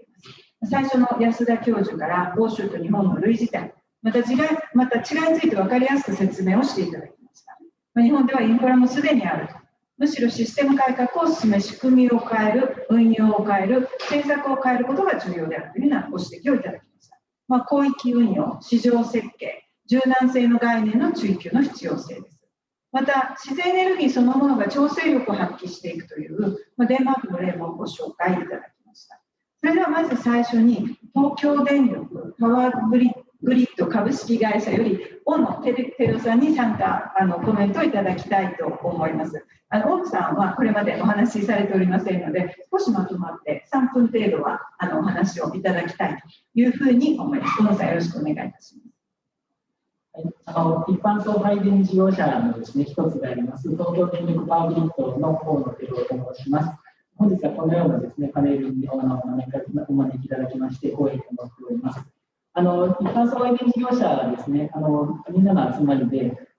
送配電網協議会という協議会を作っておりまして、ちょうど先週ですね、カーボンニュートラルに向けた取り組みということで、送配電事業者としてですね、これから2050年のカーボンニュートラルに向けて、どんな課題があって、そういったところにどういった形で取り組んでいくのかというところをですね、プレスリリースさせていただいたところです。非常に大きな課題がですね、たくさんあるというふうに考えておりますが、前向きにですね、ここに取り組んでいきたいということで、今、会社を挙げてですね、いろいろと体制作りから含めてですね、努力をしているという状況でございます。で特にですね、市場の話、今日は特に市場がテーマということなんですけれども、JTX さんのエネルギー市場ですとか、送配電一般送配電事業者でですね、運営しております需給調整市場ですね、こういったところもまだまだ進化が必要というふうに考えておりまして、特に私どもが始めております需給調整市場につきましては、今年の4月にですね、始めたばかりというところなんですけれども、いろいろなんと言いますか、トラブルもあったりですとか、なかなか調整力が集まらなかったりとか、いろんな課題を抱えながらもですね、前向きに進めているところというところで、まだですね、商品も今一つしか用意できていないという状況なんですけれども、2024年までにはですね、完璧な姿にするということで、商品を増やしてですね、調整力もすべて市場で調達するような形にできるようにですね、一生懸命取り組んでいくという状況だというふうに考えておりまして、こういったところにですね、進んだことをやられている、皆さんですね、知見を取り組みながらやっていきたいというふうに考えております。また、武藤課長の方からお話がありました、マスタープランですとか、こういった送電数の建設施設というところもございますし、また運用、既存のですね、送電線を有効に活用した運用というところも、ノンファームからですね、再給電にして、さらにそこからですね、より効率的といいますか、社会コスト最小ということで、電源のリチウムですとか、需要のリチウムみたいなところも含めたですね、市場メカニズムを機能させられる仕組みというところも、これからどんどん進めていくわけですけれども、ここもですね、一般送配電事業者のなんていうか、果たす役割がですね、非常に大きいというふうに考えておりますので、私どもしっかり貢献していきたいと考えております。ではよろしくお願いいたします。ありがとうございます。次に常藤さんの方からご紹介いただきたいというふうに思うんですけれども、さまざま欧州の事例を聞いてまいりました。欧州の場合はもうすでに変動型の自然エネルギーの統合というのをなされているんですが、今日本でもエネルギー政策を、2050年、2030年に向けたエネルギー政策を議論している中で、変動型自然エネルギーの統合コストというのが一つの大きな議論になっています。その統合コストについてまずどういうふうに考えられるか。で、この後、大野さんからもしよろしかったら、それについてご覧いただきましたらというふうに思って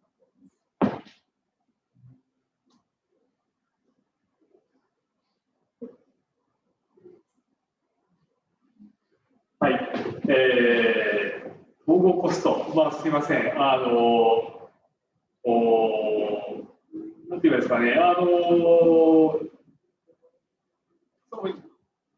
んかコストがいくらかかるかっていうよりも、これはもう実現していくということなんで、いかにコストを低く、やっていくのかっていうことは、むしろ大事だと思います。で、そういう意味では今、私のプレゼンの中でも言いましたけれども、要するにその中長期的に、系統なりの設備を作っていかなきゃいけないということを、じゃあそのコストをいかに効率化をしていくか。ただ短期的に言えば、今ある再エネを、どうやって一番有効的に使うのかということだと思います。で、それを一番コストが低いやり方でやるにはどうしたらいいんだろうかということだと思いますので、それを、あえて言えばですね、いわゆる今発言ありました大野さんのいる送配電会社に、全部押し付けるんではなくてですね、やっぱりその電気を使う人も含めて、一番安いやり方でやっていくっていうことが大事だと思いますので、さっきも言いましたけれども、再エネがたくさんあるときに電気を使ってですね、むしろ火力が動いているときに電気を使わないようにするっていうこともコストを下げていくっていうことだと思いますので、むしろいかにコストを下げながら再エネを増やしていくのかっていう視点でものを考えていいかなというふうに思います。ありがとうございます。北東の方でマスタープランの検討が進んでいて、でその中で将来的な送電線のコスト4兆円というのが出ているんですけども、そういったものも含めて少し統合コストについても考え伺ってよろしいでしょうか。そうですね、はい、電源側のコストと、送電側のコストと両方あるかなとは思っておりますけれども、私どもは送配電事業者ですので、送電側のコストということで言いますと、先ほど大林さんおっしゃった通りですね、ちょうどマスタープランの、一時案というのが出てきたということで、いずれにしましても、こちら、先ほど東課長もおっしゃった通り、これ、コストを上回る便益があるというふうに、私どもも考えておりますので、その便益が皆さんのところに届くようにですね、私どもとしてもしっかり対応していくということではあるんですけれども、こちら、非常に大きなプロジェクトということで、私ども、ここまで大きな投資というのは久しくやっていなかったというところもありますし、非常に大きな技術開発を伴うものであるという、欧米ですでにやられている部分もありますけれども、そういった課題を解決しながらですね、やっていかなければいけないと、特にですね、優秀な学生さんとかもですね、当社の技術者の方も含めてですね、送配電事業に興味を持っていただいて、一緒に来てやっていただけるというような形にしていかないとなかなか非常に高い目標が今、私たちに設定していただいているというふうに理解しています。ありがたいことに考えています。ありがとうございます。はい、そういう意味で、ぜひイナゲネットのユーリックさん、あるいはノンプロレスのハンスさんに聞きたいんですけれども、北欧なりヨーロッパでは、再エネを増やすために対応するためですね、送電網の整備っていうのは、やっぱり進めてきたところもあると思うんですが、その時にどうやって計画的に進めてきたのか、でその時に今から振り返るとですね、作りすぎちゃったなとか、いやもっとここを作っとけばよかったなとか、そういうのがあったのかなかったのか、ぜひお伺いしたいです。ありがとうございます。ハンス・アーリットさん、ウルリックさん、いかがでしょうか。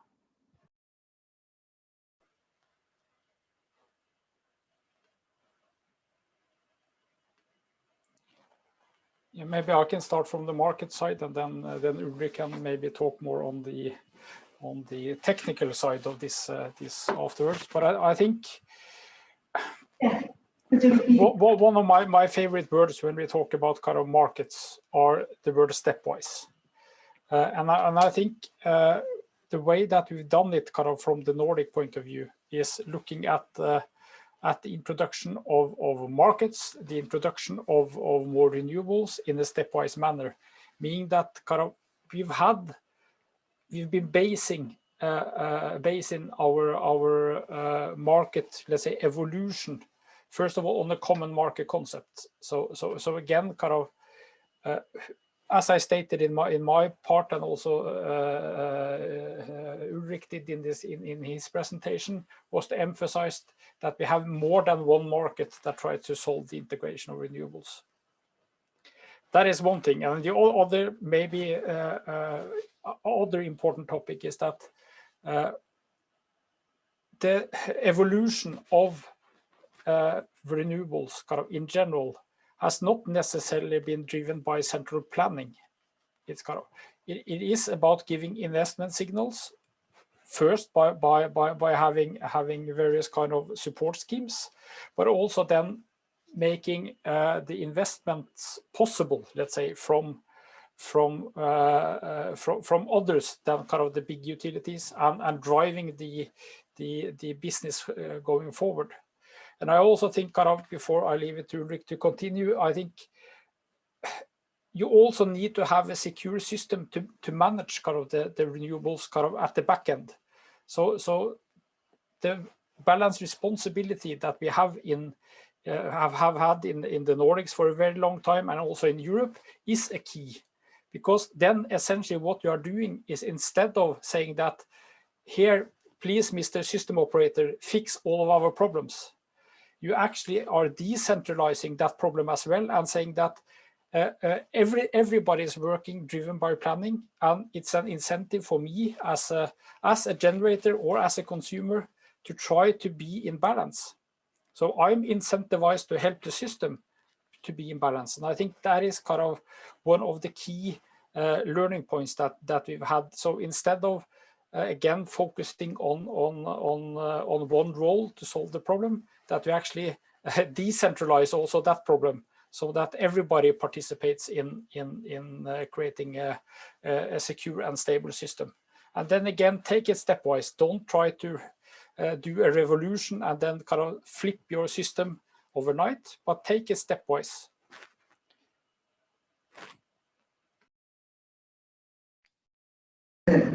次に野之さんお願いいたします。I can only agree to Mr. Bredeson's comment. Take it stepwise. However, I would propose to make some kind of picture of the end goal in order for the market, for the system, in order to give some directions for a roadmap. In Denmark, in the Nordics, in Europe, the renewable goal, the goal of CO2 abatement was in the beginning, let's say 25 years ago, was one goal, one element, and the market was another goal. The motivation for the market in the beginning was to bring down the total cost of generation and also investments by introducing competition. But as we moved along, we could see that, okay, the market is also a tool for integrating renewables.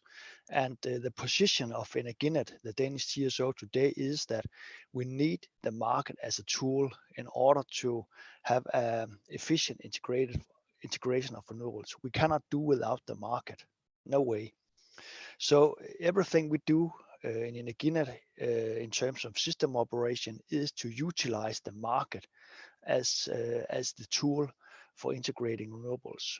Firstly, if we imagine the timeline we have was presented by Mr. Bredeson, but also myself. Firstly, in the day-ahead market, this is the first place where we do a balancing of the power system, and the access to this market is your bids, is the cost of generation. And as we know, wind turbines and solar is coming at a low variable cost. And then as we move along towards the actual hour or actual second of operation, we also apply some different balancing markets for energy, but also markets for capacity, the very short-term markets, the market for frequency reserves and so on. Also a market approach. And then finally, as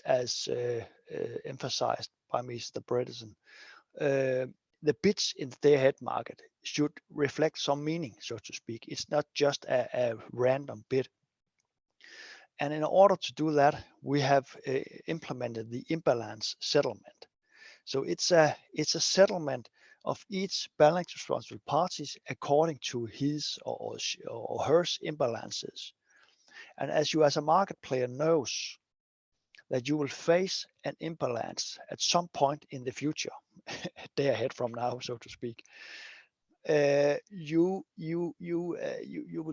strive for coming up with a meaningful bid to the day ahead market and the plan you submit to the TSO, because you will be held responsible to that plan. The thinking of Energinet is not to how can I say, not allow imbalances and punish imbalances, but that the market player will have to face the true cost of the imbalance that he or she has posed on the system. There's different discussions in Europe about that. Different TSOs more see it as a kind of legal obligation to be in balance, and but for Energinet, it's not mandatory as such, but you just have to pay your true cost of the cost that you have posed to the system. Yeah. ありがとうございます。日本の場合は非常に多くの太陽光発電が一気に入ってきたということで、北欧とはまたちょっと違ったバランスがあるのかなと、ステップバイステップのやり方も違うのかなというふうに思うんですが、これをちょっと後でコメントしていただきたいと思いますけれども、実はもうすでに7分しかないんですね。で、それでですね、ぜひ素晴らしいプレゼンテーションをしていただいたフレデリックさんの方に私から質問をさせていただきたいんですが、実は私ども自然エネルギー財団も気候変動イニシアチブ、ビジネスの気候変動の取り組みを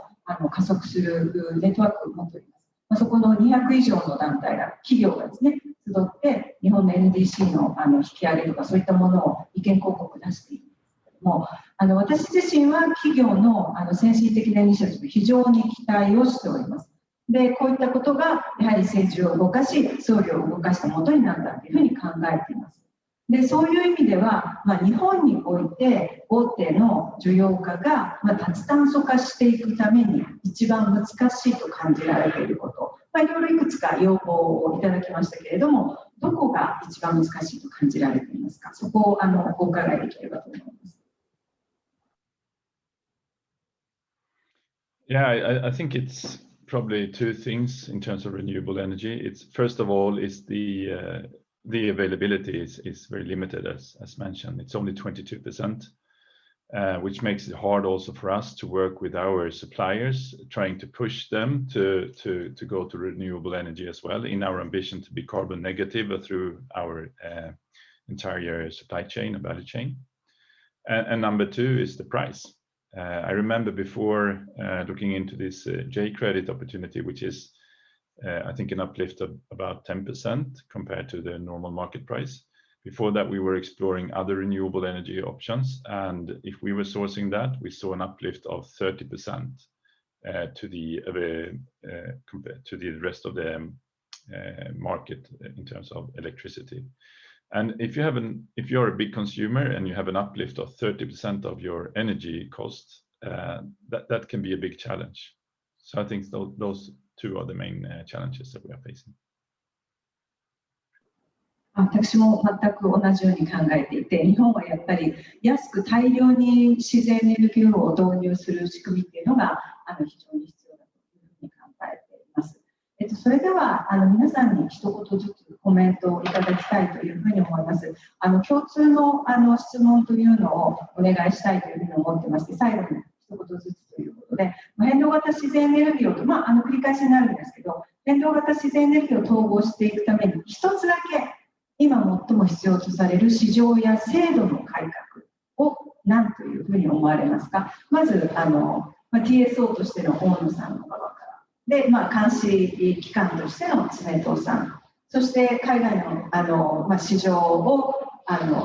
理者としてのハンス・アリートさん、そして海外の TSO からの示唆としてウルリックさん、そして最後にアストラゼネカのフレデリックさん。特に大野さんと常藤さんにお伺いしたいんですけど、国際送電の可能性とか、そういったものについてどう考えられるか、2050年脱炭素化を見たときに必要なんじゃないかと私自身は考えているんですが、それを付け足していただければと思います。では、大野さん、よろしくお願いいたします。はい、一つだけというのが非常に難しいところではあるんですけれども、やっぱり即効性という意味からすると、既存の系統をですね、有効に使うという取り組みが一番有効なのではないかというふうに考えておりまして、ちょっと冒頭お話しさせていただいたところと重なってしまうところもあるんですけれども、今始めておりますノンファーム接続ですとか、レト課長からも再給電ですとか、その後のですね、市場メカニズムを活用した、ゾーンプライシングとかノーダルプライシングというような話ありましたけど、こういったところをうまく使ってですね、既存の系統を活用するというのが、系統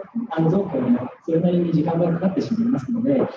一番早くグローブに少しでも近づく方法なんじゃないかというふうに考えております。で、国際送電の方はですね、実現すれば非常に何と言いますか、魅力的なものだというふうに思っておりまして、私ども韓国電力さんとちょっとお話に乗せていただいたこともあるんですけれども、まずやっぱりこれは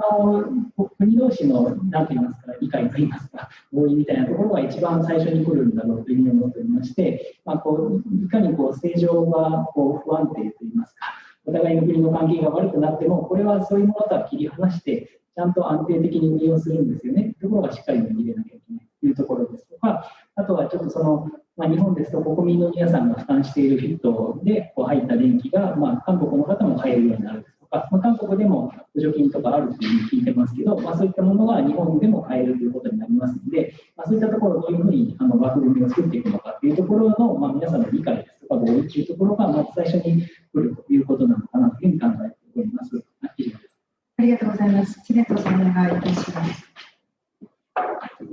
一つだけっていうのは難しいんですが、これやっぱりタイムフレームによると思いますね。で、やっぱり短いタイムフレームで見ると、今、王さんもおっしゃいましたけど、やっぱり早くつなぐっていうのがありますので、そのつなぐっていうのをいかに早くやるかということで、2050年とかっていうことを考えるとすると、一つだけ、これ難しいんですが、あえて2ついいですね。一つはやっぱり価格シグナルをちゃんと出すっていうことだと思いますね。やっぱりCO2 を出すっていうことが、本当に長い目で見て、我々人類や地球環境で良くない人ですが、ちゃんとそれが価格に反映されるってことはすごい大事だと。もう一つ、ぜひ言いたいのは、やっぱりみんなが100年後、1000年後、あるいは1万年後のことを考えるっていうことじゃないかと思っていまして、やっぱり海外が今どうだとかっていうことではなくて、100年後どうなるのかっていうことをみんなが考えることが大事かなというふうに私は以上です。国際送電。そうだ、国際送電。国際送電もそういう意味ではですね、やっぱりそういう長い視点を持って考えることが大事で、やっぱり短期的なものでは多分ないと思うんですね。ただ100年後、200年後で1000年後っていうことを考えるときに、いるかどうかっていうことで視点でやっぱり考えていくかなと私は。ありがとうございます。では続いて、ハンス・アリトさん、お願いいたします。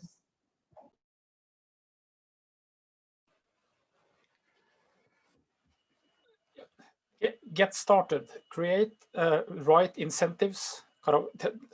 The key is that if you are waiting for a perfect moment, it will never happen. So get started, try as the previous speaker said, create some incentives through the market, through price signals, to subsidies. So get the ball rolling, use the current interconnections and essentially get on with it.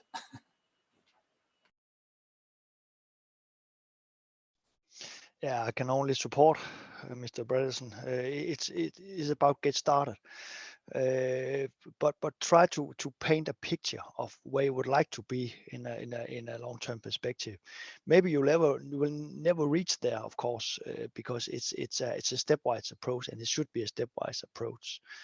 But try to sketch where you would like to go. And I would suggest start with some kind of day-ahead market. Try to see if you can implement something like what we call it the Nord Pool market. But the market has with different bidding zones in the day-ahead time frame. I will try to strive for as a first thing, and then you can take the balancing markets afterwards. ありがとうございます。それではフレドリックさん。Yeah, I'm not sure I have so much more to add to the two former speakers, but just giving some similarities to what we did within AstraZeneca starting last year when we launched our Ambition Zero target, or Ambition Carbon Zero. We didn't know fully how to achieve it, but it was a very stretched and ambitious target that we set up. And then we started to work on it as we go. And we can see, as you saw in my slides, we are actually a little bit ahead of plan. Not sure we will fully reach it in the end because it's very, very challenging. But I think it's about setting ambitious targets and then starting to work on it.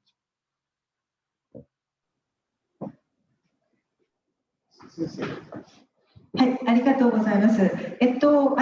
私、その価格シグナルというのは、一つはやはりカーボンプライシングの日本への導入かなというふうに私なりに翻訳させていただきました。そしてとにかくつないでいく、どんどん自然エネルギー、とにかくつないでいきましょうというのは、技術的にはもう素晴らしいケースの方がいらっしゃるので、絶対できるはずですから、東京電力を見習いながら、他のテレスもついていくということで、どんどん前例を作ってつないでいくと。で、難しいことがあったら、ハンス・アーリットさんに市場の設計を聞けばいいということかなというふうに思います。それでは最後に、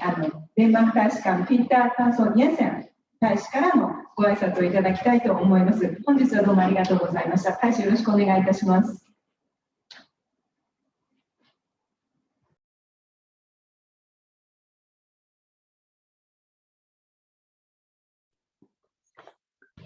Thank you very much. It has been extremely inspiring for me to sit here in Copenhagen and follow this first seminar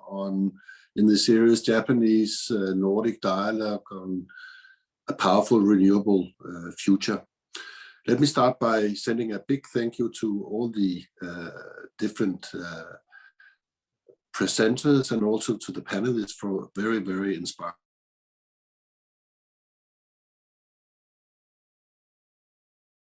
Like solar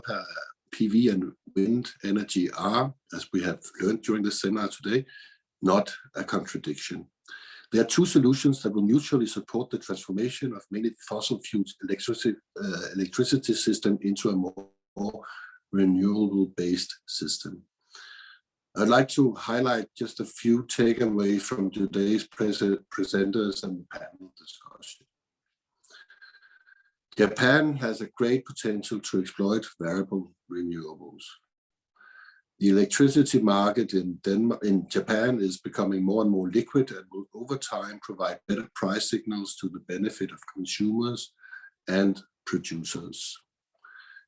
Based on Nordic experiences, it is possible to integrate more and more solar power and wind power and energy into the electricity system. And we have learned from Professor Yasuda in his keynote speech that the differences between Japan and Europe might not be so large after all, so we can learn from one and another.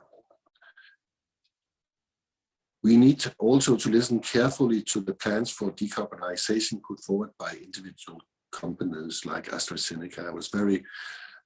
impressed by the very ambitious goals set by that company. But it's not just about the larger companies and their emissions. It's also their suppliers who will have to live up to decarbonization requirements. And from the authorities' side, we have to adjust the framework for electricity suppliers, for consumers, and for infrastructure owners.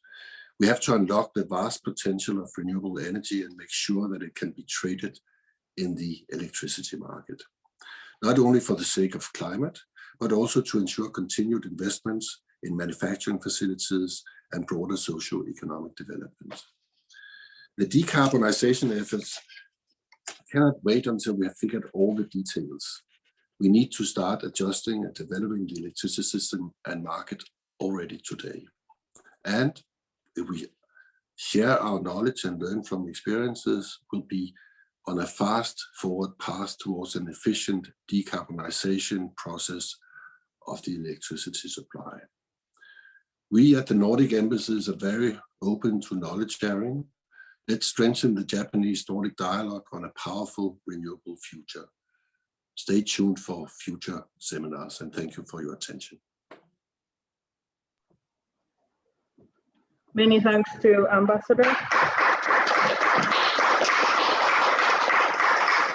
And on behalf of all Nordic embassies, we want to thank all of our wonderful presentators today and all of you in the audience for participating in this webinar.